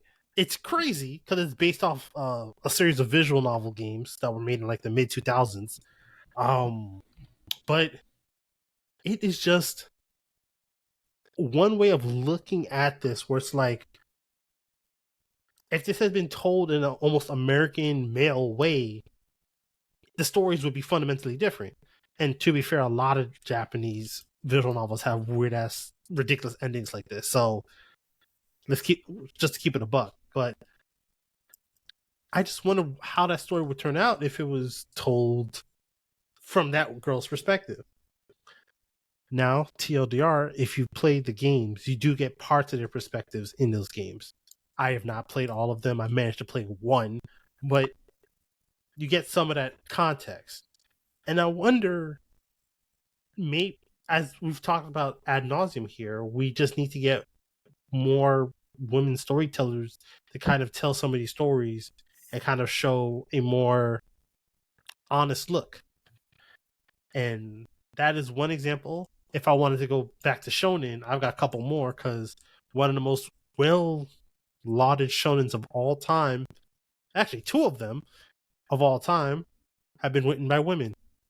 Actually, three of them have been written by women, and people just tend to forget it. Any guesses to what I'm thinking of, Devin? Uh, Inuyasha. Inuyasha is one. Yep. Hmm. Inuyasha, Full Metal Alchemist, Demon Slayer. All three have been written by women, and they're all completely different than the norm from what you would see from those stereotypes if they were written by men. This is true. Also, fun fact. Now that I'm looking at it, the same person who wrote the screenwriting for School Days also wrote Assassination Classroom. That's a Which, guy. That's a male, yeah, but yeah. but it makes sense theming wise. Mm-hmm. So Oh wow, he was cooking all the way back then. Jeez. Yeah. Okay. yeah, that's why I was just like, oh, okay, well, that's a thing. So like my point is when we look at some of these characters, like I just went on a diatribe about School Days, but I think anime, and again, catch me if I'm wrong, tell me some other stories, because obviously I've not seen everything in the world, but I find that in anime, we're getting more and more of these stories that are written with a better, full perspective of a woman that's not necessarily dealt in trauma. Mm. My wife just recently got done watching Frieren, Beyond Journey's End. She just caught up at the end of season 2, and I'm just like, man, this is a story where it's not about women being weak and feeble and this, that, and the third. This chick is out here beating everybody up with magic, and she is just being herself. And while yes, she has like a traumatic upbringing, her story isn't built upon that. And I just found it so interesting that we're talking about this conversation, and my wife just happens to be watching a show that's like she is powerful and great and just being herself. Like literally being herself is what makes her great. And that's the crux of what I think more of these stories just be. Just let people be great. Male, woman, black, white, etc. If you just let people be great, we just get great stories out of it. Cal looks like he's been wanting to say something for a bit.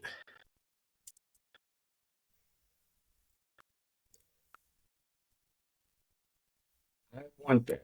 I want that. So my issue is, and this is why I've been biting my tongue, is that's the world that I want to live in. Facts. Will it happen?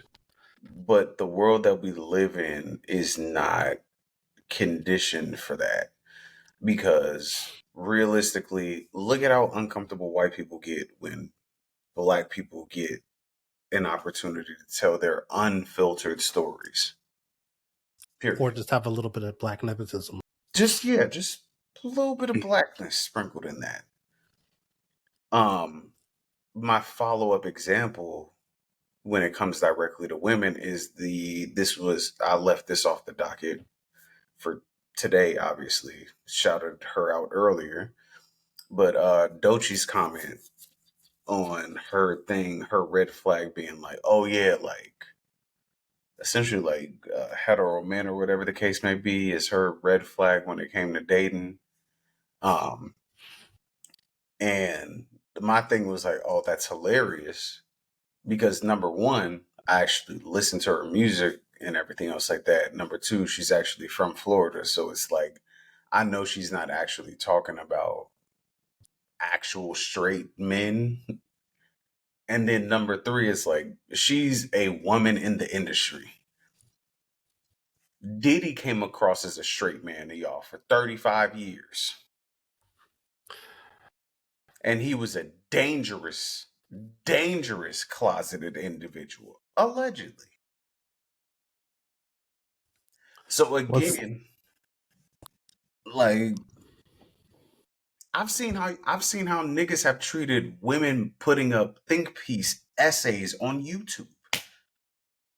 They're not even animators or storyboarders or anything. They just put their opinion up. And I go to the comments while listening to it.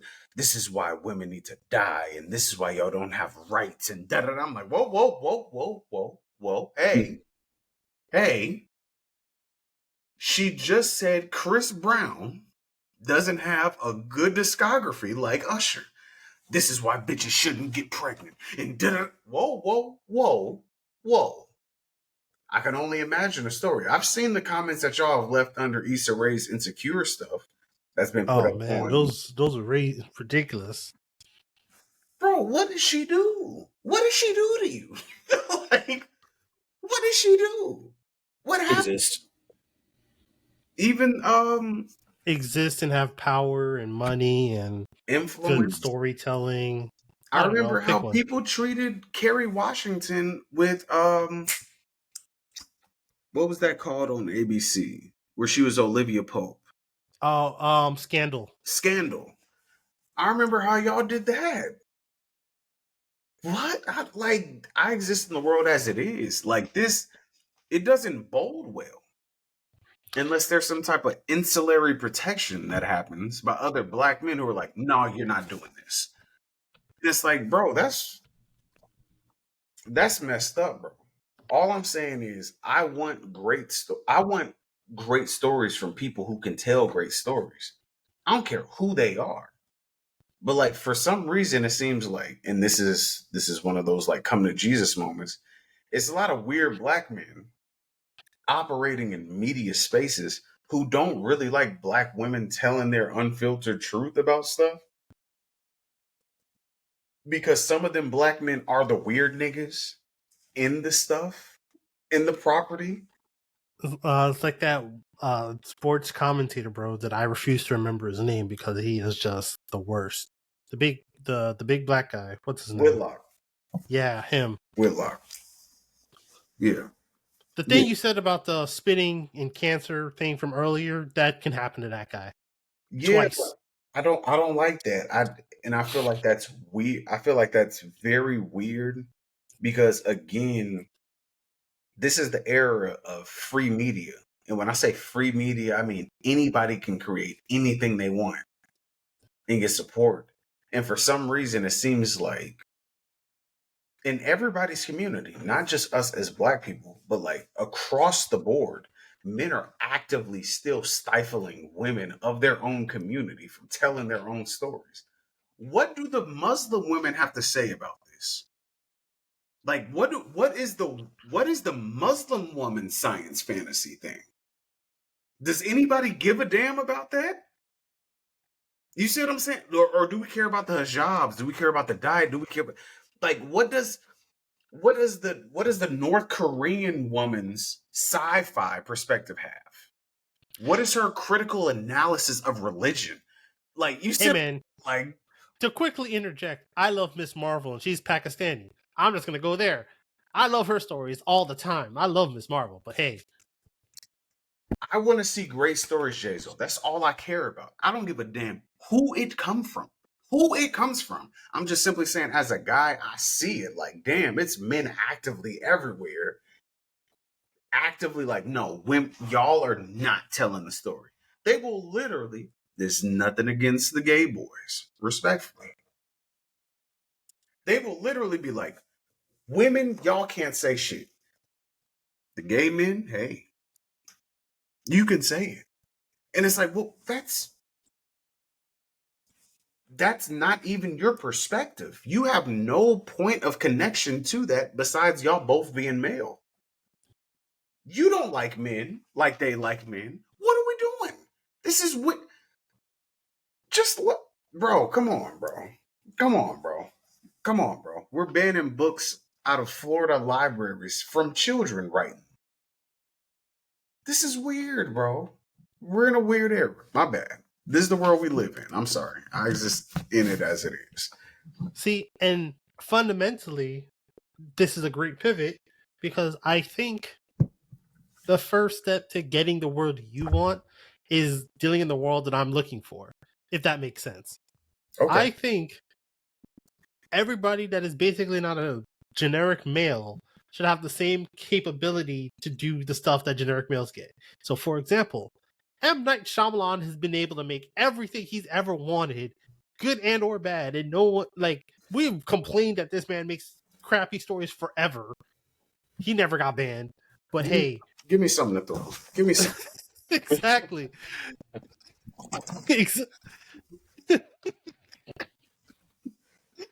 Why is he here, bro? Why is he here? This is my point, though. He gets every chance to make something all the freaking time, but then, the lady that Oprah got to do A Wrinkle in Time. What's her name again? I think it starts with A. Dang, I think it starts with. Her name was in my head right when I was getting ready to make the statement, and I just lost it. That's not DuVernay? Yes, Ava DuVernay. Thank you. Thank you. Ava DuVernay. Ava DuVernay has to struggle and fight and claw and scrap to make A Wrinkle in Time and a lot of the other work she has to make. But M. Night Shyamalan basically just goes, here we go.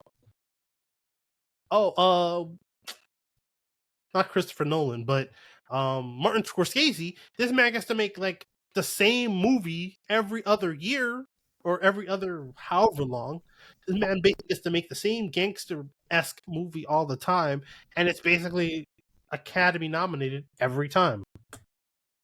But yeah, we can't let a black woman make a story about kids traveling through time without having everything under the sun about it.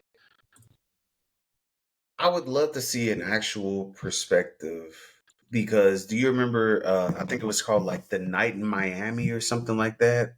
Where One Night in Miami with Martin Luther King, Malcolm X. Yeah.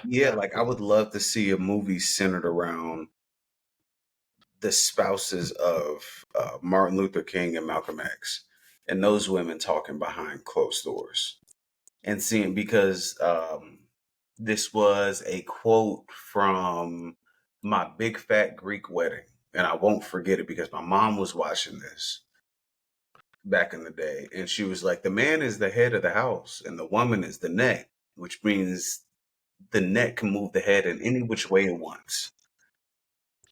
And it's like, I don't think y'all really understand how that happens on like a political, like a geopolitical level and like women be saving a lot of y'all niggas. Bro, I would like to just simply. With the same analogy, the neck holds up the head. That's all I'm. I would Without just the neck, there's no support. Because I know that those conversations between those women, because they were behind closed doors and they weren't fighting for political equity and things like that, those conversations were probably a little bit more uncut because it was like, you know what I'm saying, no holds barred type deal. And they were both as black women in a situation and in an era as to where their identity wasn't even recognized as like individual personhood.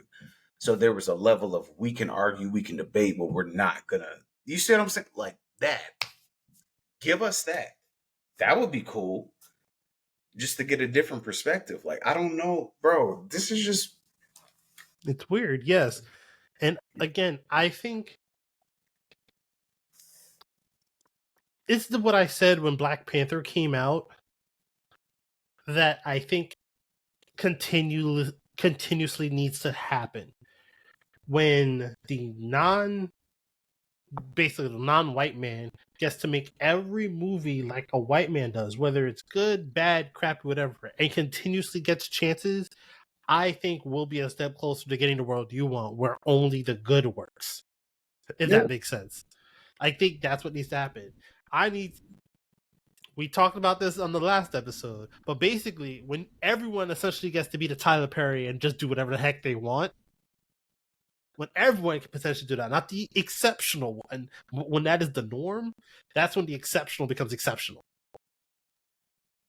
Yeah, because it's not even the black films from back in the day. These people were literally putting down 1 million, 2 million of damn near crowdfunding money, or even 5 million of putting up the majority of their stake in their compounds and things like that, and then flipping it and turns into 50 million. And then white people would look at it like, oh, you only grossed 45 million at the box office. Bitch, from a statistical standpoint, from a percentage standpoint, I did better than you. What are you talking about? So it's like, nah, bro. And this is my last bar before Dev. I'm gonna shut up. I'm gonna let you cook. meritocracy was some bullshit that they sold us as Black people. This is my standpoint, not y'all's. This is my standpoint. Plymouth Rock. We didn't land on Plymouth Rock. Plymouth Rock landed on. I'm simply coming from the standpoint of if it was the best and the brightest get to represent. A lot of them wouldn't be in the positions that they are right now. Like, this brings us, circular conversation brings us right back to the top of the first topic of the night. Nepotism helped y'all out in a lot. And nepotism isn't just my dad has this, da-da-da. Oh no, so-and-so came to this bar mitzvah, or so-and-so came to this quinceañera, so-and-so was there to sign and be my godfather, so-and-so was there. Dad, this was no equity involved. They knew you. Mhm. They took a small loan of $1 million. It's just $1 million. It's not too big. It's not damaging the economy. Oh no. You do that too well. That's it, bro. I'm starting to get concerned. I have way too many friends who can do that voice too well. It's starting to scare me. Bro, you hear a duck quack long enough, you're gonna pick up the interpretation of it. It's just literally what it is. A duck named Donald. Have you ever heard the tale of Darth? No, we're not going there. Devin,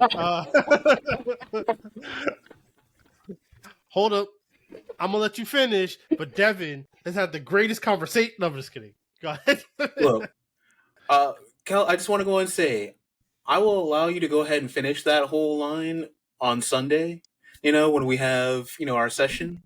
You do that, and you can fit it into a conversation, Gotcha. Write it down. just fine. Then I will go ahead and give you some sort of reward for that. Gotcha. Because that would be Write hilarious. that note Gotcha. down. But yeah, so all jokes aside, deep conversation continued. Before we decide to wrap up, let's kind of pivot it because we kind of been dancing back and forth on the next point I want to make a little bit. So to further crystallize this kind of idea of the, how we can address power fantasies, whether it's male, female, etc. How is this reflected in real life? And again, we've kind of been already touching pretty big, not even our toes, our half our body's been in the water talking about this already at this point. But to just bluntly ask the question, how is this reflected in real life? When we were writing this down, my big example is how we treat Meg Thee Stallion or any of these female rappers when right now they're running the game. Doechii, Meg, Glorilla, heck, even Sexy Red. As much as you may dislike Sexy Red, I fundamentally don't have an issue with what she does because at the end of the day, she's basically this generation's Uncle Luke. She just happens to be a chick. I'm gonna leave that right here. Cool, Jason. I respect your standpoint. I vehemently disagree. I dislike this woman on a fundamental level. That's me. But what I will say is, I don't stand by nobody messing her up or messing with her, like on a physical level, on like anything like that. Like somebody jumping out their body on her. Period. I feel like that's weird. Not I feel like that. That's the Fifi's thing. Fundamentally, you as a man, if you're actively like physically beefing with a woman, you're a bitch. Yeah. That's all things aside, for me, it's about the story of it all. My thing is, if you have, how can I put this in a way that's like non-exclusatory? Because at least from my experience, thought processes, especially when it comes to music, Sexy Red to me is no different than again, I use Uncle Luke as an example, and that man was basically like the freaking anthem of Freaknik. So it's like, is it really that different? And now if we want to go into her technical rap skill, that's completely different. That's not what I'm talking about. I'm talking about the fundamental story and like genre of storytelling she does. To me, it's no different. Uncle Luke. It's almost like the Yin Yang Twins. Because tell me a bar from the Yin Yang Twins that had nothing to do with sexual activity. I'll wait. No, I ain't got one. Yeah, no. Like, I don't have one. If it's when it comes to that, Jason, I'll be fair. like, There's a book that I think that both of y'all should read, and I'll reread it with y'all. Called "The World Is Flat," that I read, and Jesus, I read this a brick ago, like a decade and some change ago. So where it came down and it was talking about how the internet was going to make the world flat, and information and influence would be disseminated completely differently.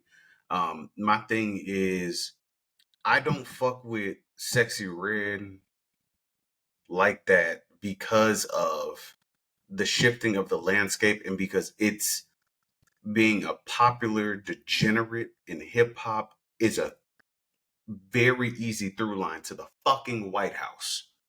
Like, I need y'all to understand, like, this isn't just Uncle Luke in Miami, in South Florida, running around fighting censorship cases and and trying to expand to Georgia. And then, damn, maybe next year we could get to New York, and maybe we could get to Texas, and then we could get to California. It's no. I'm showing my pussy, and my breakout single is "My Pussy Pink, My Booty Hole Brown." And I'm have a direct line to the White House now. Wait. This is dangerous, gentlemen. And this is not her. I would feel the same way if fucking excuse me. If somebody who was making dick raps in the early 2000s, I'm trying to find somebody. Afro Man. If Afro Man had a direct line to Obama, for instance, a direct, like, no, I can just go to the White House. That's dangerous. Like, no, that's not scary to y'all. Like, none of the political rappers or anything can get. So this is my. It's not my point, but it's my question. Okay. So this is part of the reason why I want to kind of analyze it in the story of it all, because we see, and again, I'm not speaking for women. I don't know. This is why I'm asking a fundamental question. Is her making that single giving her the direction to White House, or is it the actions of other people seeing her make that single giving her access to White House? So my point is it a co-option? And is it a co-option, and is it lack of the literacy or deeper understanding of that co-option? So, for example, this is also the same woman who said Donald Trump gave us checks, so this is why I'm voting for him. I'm being 100% contextually factual here. This is what she said. Mm-hmm. And you're correct. It is dangerous. But where is the danger line? So, to give your point, Afroman, I was thinking the Laffy Taffy dude. Shake that Laffy. Him. I was thinking him initially. Fable. Yeah. Fable. Yeah. I was thinking him, where it's like, better yet, not 100% the same context, but Donald Trump pardoned, what's his name? Kodak Black. Have y'all listened to a Kodak Black rhyme? That man talks about everything just outside of just straight up saying I killed this dude. Like, yeah, that man's lyrics are atrocious. And I'm not saying it from a technical standpoint. I mean, the literal context of his lyrics is utterly atrocious. He gets a pardon, and everyone sees this as some kind of victory. That's not problematic. Like, this is the chicken. You're mixing the chicken and the egg thing, because he was pardoning niggas to get niggas to vote like niggas. No, that's And I think No, that that's kind of goes to your point. Yeah. that's fundamentally my point. Okay. Are we missing the actual problem? Is essentially my problem.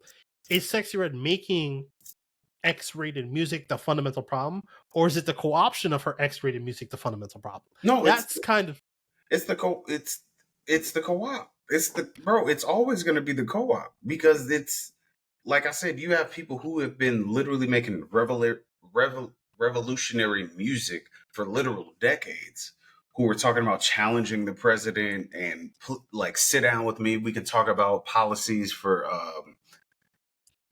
even even even Obama when he was in office and Lupe was there, and then his Lasers album to where he had like a line in there to he was like the Gaza Strip Palestinian was line. getting bombed, Obama didn't say shit, and they looped Yeah. it in the White House, and he got blackballed, moved him out the way. Um, uh, Cornel West was another person who was like a radical African individual before he was trying to actually run for president, who was criticizing Obama. One of his mainline speeches was, Obama isn't Moses, he's Pharaoh. They got him the fuck up out of there very quickly as well. So it's always the co-op because you have to look at who signs these people. Period. Yeah. And again, that's my thing is that's my question leading to my overall point is my bad, I misunderstood you slightly there. Well, okay. Yeah, I was trying to make the correlation. Like the question I'm trying to realize is and this comes back to the storytelling of all. What are we actually, because the point of this is that we're talking about women storytelling, power fantasy and women's gaze.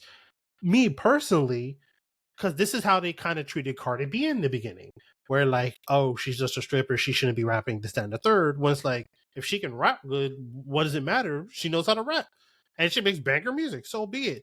Now, because she happens to mention that, she essentially drugged your man and took his money, but yet we allowed it was Ja Rule, one of his most popular songs with Ashanti. Literally, a line of it is him saying, I'm going to drug your girl and mess with her. And everyone was bopping that shit for mid-2000s forever. People still listen to that song to this day. My point is,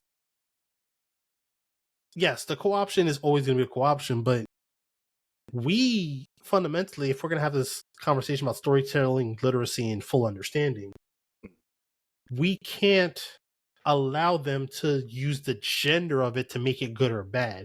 It has to be good in, like, it's the whole bullshit DI conversation they're trying to have about merit, but they're actually taking that merit out of it.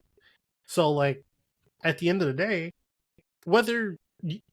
if you're a person that fundamentally doesn't like, vulgarity in your music and you 100% stand toes on that, you don't listen to Sexy Red or whatever, by all means, and that is your goal, double thumbs up. Good for you. But if you want to call an apple and try to make it an orange on the other side just because one person is a woman and one person's a man, that's a problem. I agree. I'm going to say this before I step away for a quick second. Let Dev cook because he's going to chef this shit up. I put those individuals like the Sexy Reds, like the Cardi B's, so on and so forth. I put them in the same bubble that I would put a Gucci Mane, a Plies. You said Uncle Luke. I don't give a fuck. I'm a nigga from Florida. Uncle Luke will never be my fucking political representative on anything. Fuck out of here. Like, and that makes you consistent, which is what people are not. You are fundamentally a consistent person. But I'm just simply saying, no, you shan't be that. And by and at large, a lot of political individuals will not be that from me. It is more my thing when it comes to hip hop individuals in political spaces. I would grant more exceptions than standards for them, if that makes sense.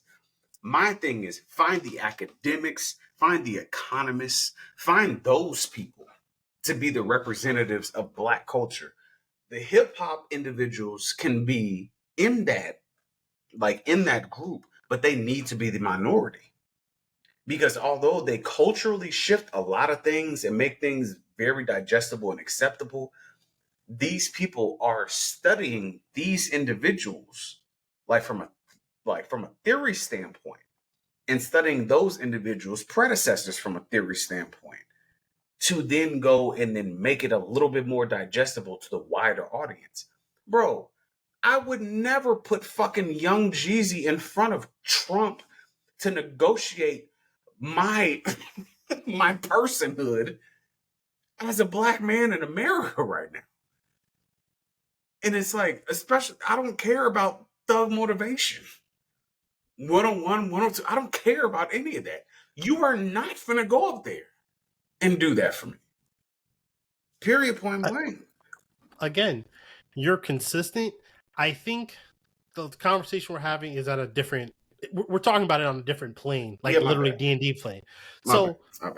my thing is, when it comes to the culture of a male, culture of a woman, culture of a black male, culture of a black woman, everything in that bubble that's associated with us should all be associated with us, if that makes sense.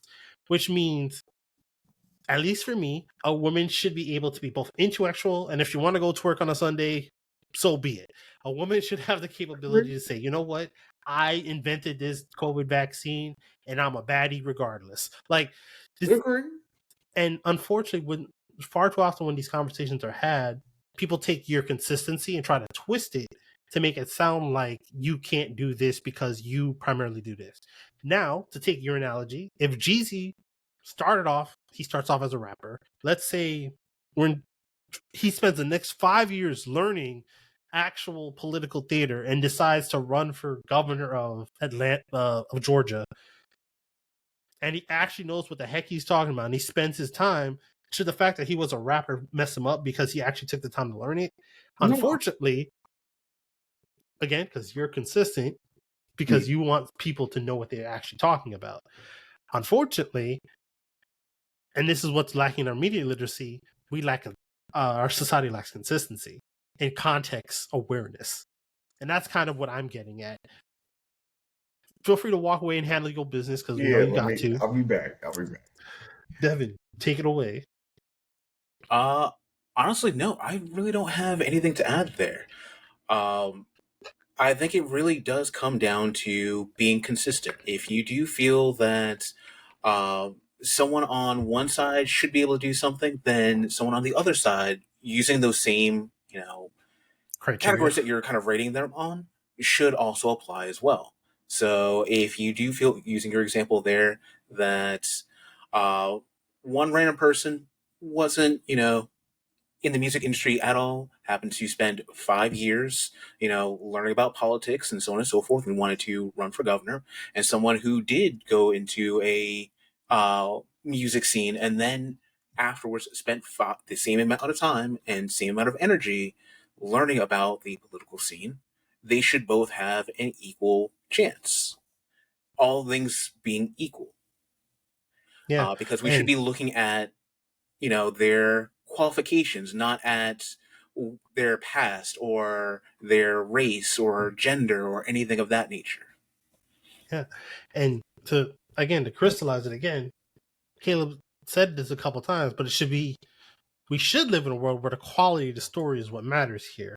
But sadly, we're still not 100% there yet. And to, again, bring this back and to continue this context of how, stories, how we tell stories about women is reflected in real life.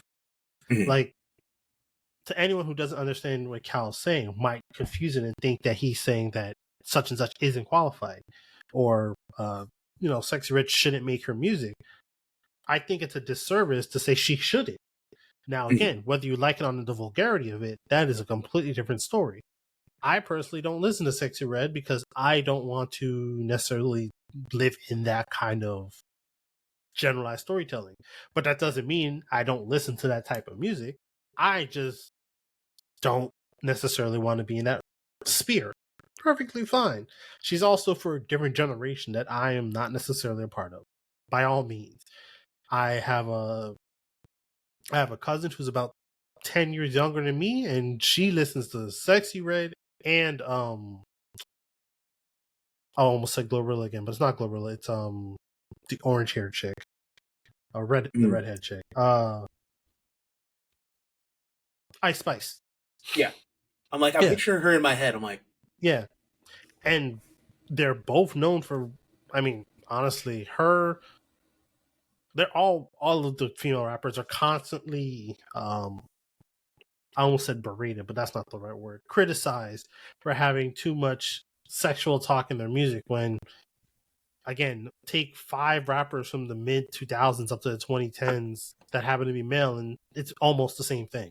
So the point of me, as we kind of wrap up here, is just we should allow good to be good and to stop letting them co-opt the narrative because the piece happens to come from a woman. Because as we kind of sit here talk about the woman power fantasy of storytelling, fundamentally, if Kanye can have a drunken hot girl song, which was considered one of his worst songs of all time, or he can do the freaking music video to was it Bounce or the Falling in Love? Bound. Thank you. Yeah, if he can do that crazy stuff, why can't Meg twerk on someone in one of her? Why can't WAP exist? Like, I'm sorry, like it's incongruent for me to sit here and be like, these women can't be in and of themselves in their own bodies, being gorgeous, whatever, and doing their thing, and turn around and act like they're not doing well because they just happen to not be a man. Like, I can't do it. And I think that's kind of my point at it all. It looks like you got something to say. You want to say, Devin? So when WAP came out, a lot of people, had different opinions of it. I had no real opinion other than, hey, it exists. Simply because I also came from a time where 112 sang Peaches and Cream. And you know what? If I grew up with that and what they were talking about in that song, I have no grounds to have any type of issues with WAP. So it was funny. I had to check one of my older cousins because he saw the music video and he was like, "This is so ridiculous." Blah blah blah. I'm like, "Weren't you the guy that loved Little Kim?" right there you go. And then he stopped, looked at me, and he was just like, "All right, you got me." Exactly. Like, I don't care. I don't give a fuck what none of you niggas say.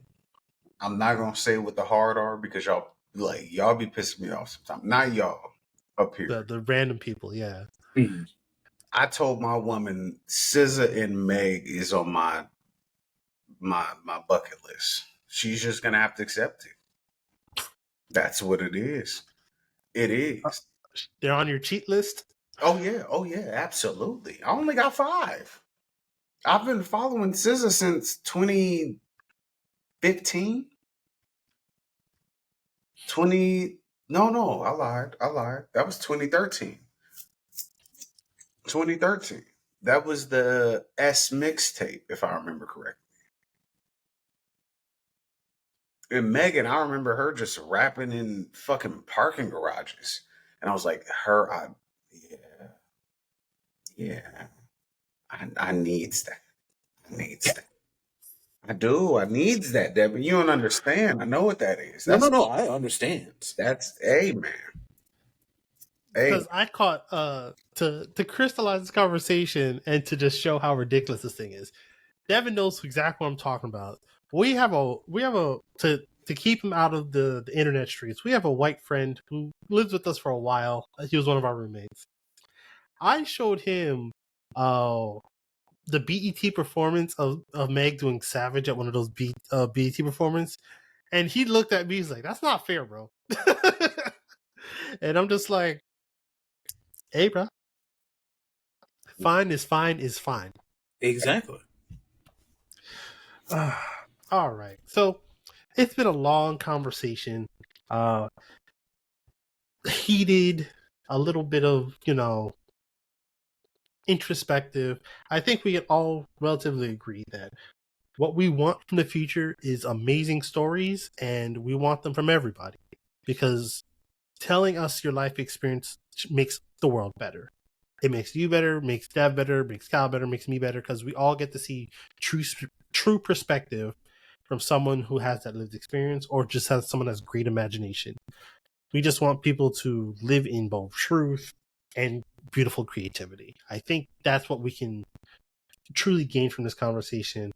And specifically, I want women, Black women, I just want them to have more opportunity. Because again, if M. Night Shyamalan can do it, give Issa Rae could do it. facts. Like, So, to wrap things up, we have a fun, or kind of fun, depending on who you ask. We have a big note for you all. So basically, for our section we call a big nope here, we're going to get two scenarios for the panel here, and we have to decide which we would prefer to be part of. Now, mind you, these are not going to be easy answers because they're never supposed to be easy, and that's why it's called a big nope. So, here's the scenario. We're going to call this a get out divide. Would you rather be stuck as a passenger, get out style, from Malty in a Shield Hero as she's doing all of her fucked up shit? Or would you rather be stuck in the get out style of Kikyo from Inuyasha doing all of her get out fucked up shit? So, as a reminder, if you have not seen Get Out, you're only a passenger. You're stuck there watching them do this stuff they do. All right, fellas, who wants to go first? let me go first. Go ahead. I'll get it out the way. I got a coin.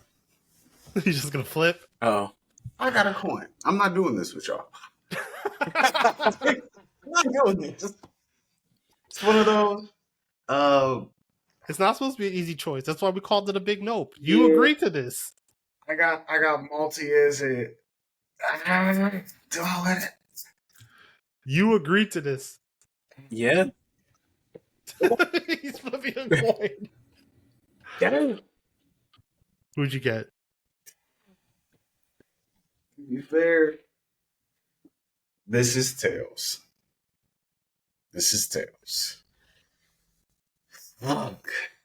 All right, keep going. All right. You got Kikyo? Yeah. So, a brief synopsis for anyone who doesn't know or who hasn't seen Inuyasha for whatever reason. Kikyo is essentially Inuyasha's ex who got mortally injured, burned alive, and then resurrected, and then basically had to live a torturous existence while being alive, trying to get her ex back from her reincarnation. All while trying to just generally being fucked up. So, yeah. Yeah. Cal's going with Kikyo. You know what, Devin? I'm gonna go last. You go next. You know what? Thinking about it, because I've been thinking about it this entire episode here. Deep conversation on women's storytelling, trying to figure out if there's a female parasite. Nah, this is the real question. Which would you rather be in? Okay, Devin, I see it. This is a hard one, but I'd have to go with Kikyo. And my reason for it is that, at least in Kikyo's case, she has some argument for some of the things that she does. There's at least some level of legitimacy to it. Whereas in Malty's case, there is no rhyme or reason. She's just a terrible person through and through. There is no excuse for it, and she deserves everything that she gets because of that.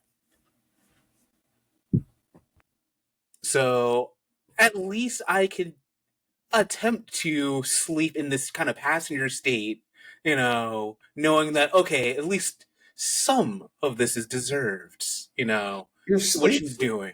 You're sleeping? Look, You're sleeping? look, if there was a way to sleep, that's the only way I'm going to be able to go and say, okay, maybe this one I could turn a blind eye to. Bro, Malty, there is no one that she has affected that I could go and say deserved what they got. I'm Oh man. Devin. See, that For blink of was the amount of sleep that you got. There you go. for audio listeners, Caleb pretended to be asleep. Look, you blinked for one moment, that was a sleep right there. So this is definitely going to be a clean sweep because I also picked Kikyo. There is no way in my conscious life I could accept being a passenger watching Malty do all the messed up stuff she does in Rising of a Shield Hero. Hell, just season 1, not even getting into other seasons, just season 1 of her existence is enough to make most people just want to. I would never want to fight or hit a woman, but she's the exception. She's the rare exception. Like, bro, what? Who? Nah, There's a no. There's a reason why their entire nation literally said, "Oh, hey, you know what? We agree to renaming her." Do you remember what those two names were for both her regular name as well as her adventurer name? Because she had a different name when she was going on adventures. I remember one of them. So, the first one was Bitch. Yeah. The second one, Wait, Cal, have you fully seen all of Rising of a Shield Hero? No, I've seen clips.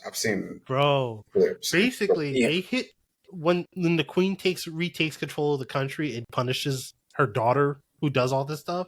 She curses her that she can only respond to these names that Devin's saying. That's if she tries to use her real name, she gets torture shocked. Like, and she's forced to not lie. If she lies, she gets torture shocked. Would I be rude if I said I wish this fate for Suxy Red? Would I be? I'm not going to discuss this with you, sir. Oh, but the wild part about those names, because the other one that was given was Whore as her adventurer name. Yes. So the wild part about it is not just hold on, Devin. Hold on, real quick. She So didn't get a nickname. I highly advise you watch the full season 1, just season 1. You don't have to continue watching to get the full context. I highly advise you watch season 1 of Rising of a Shield Hero. We'll watch it with you, Yeah. just so we can go along with the ride. But I highly advise it. Go ahead, Devin. Sorry. Yeah. I want to go and say that it wasn't even like oh, hey, one person made that decision and, one person said, all right, this is it and call it a day. All of the people who were there, men, women, children in the audience, were all cheering for this.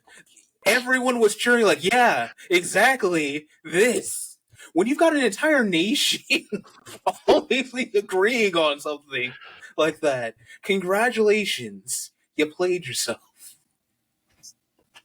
So yes, to circle back around, I pick Kikyo as well because with a lot of the stuff she does goes overboard once she had knowledge of what actually happened, but when she did not know, she was fully justified. Because essentially, it's like saying, hey, my ex cheated on me, but you found out later that the person who told you lied and it was that's never happened that way. That's essentially what happened in Kalo's face. That's essentially what happens. And that now, once she knows and still treating the person in that manner, okay, now you're fucked up. But at the very least, in the beginning, she was somewhat justified. Yeah. Re-emphasize before we wrap up with the quote of the night. Somewhat justified. Very briefly, for a little bit, like first 20 chapters, 40 chapters. Somewhat. I would only accept that if I got to live as a pimp named Slipback, because I got hey bitch, all right, jelly sandwich, no tilapia on it, baby. Like, yeah, I could get some jokes off. I could leave a beautiful headstone for my family if there's anything left of me. But no,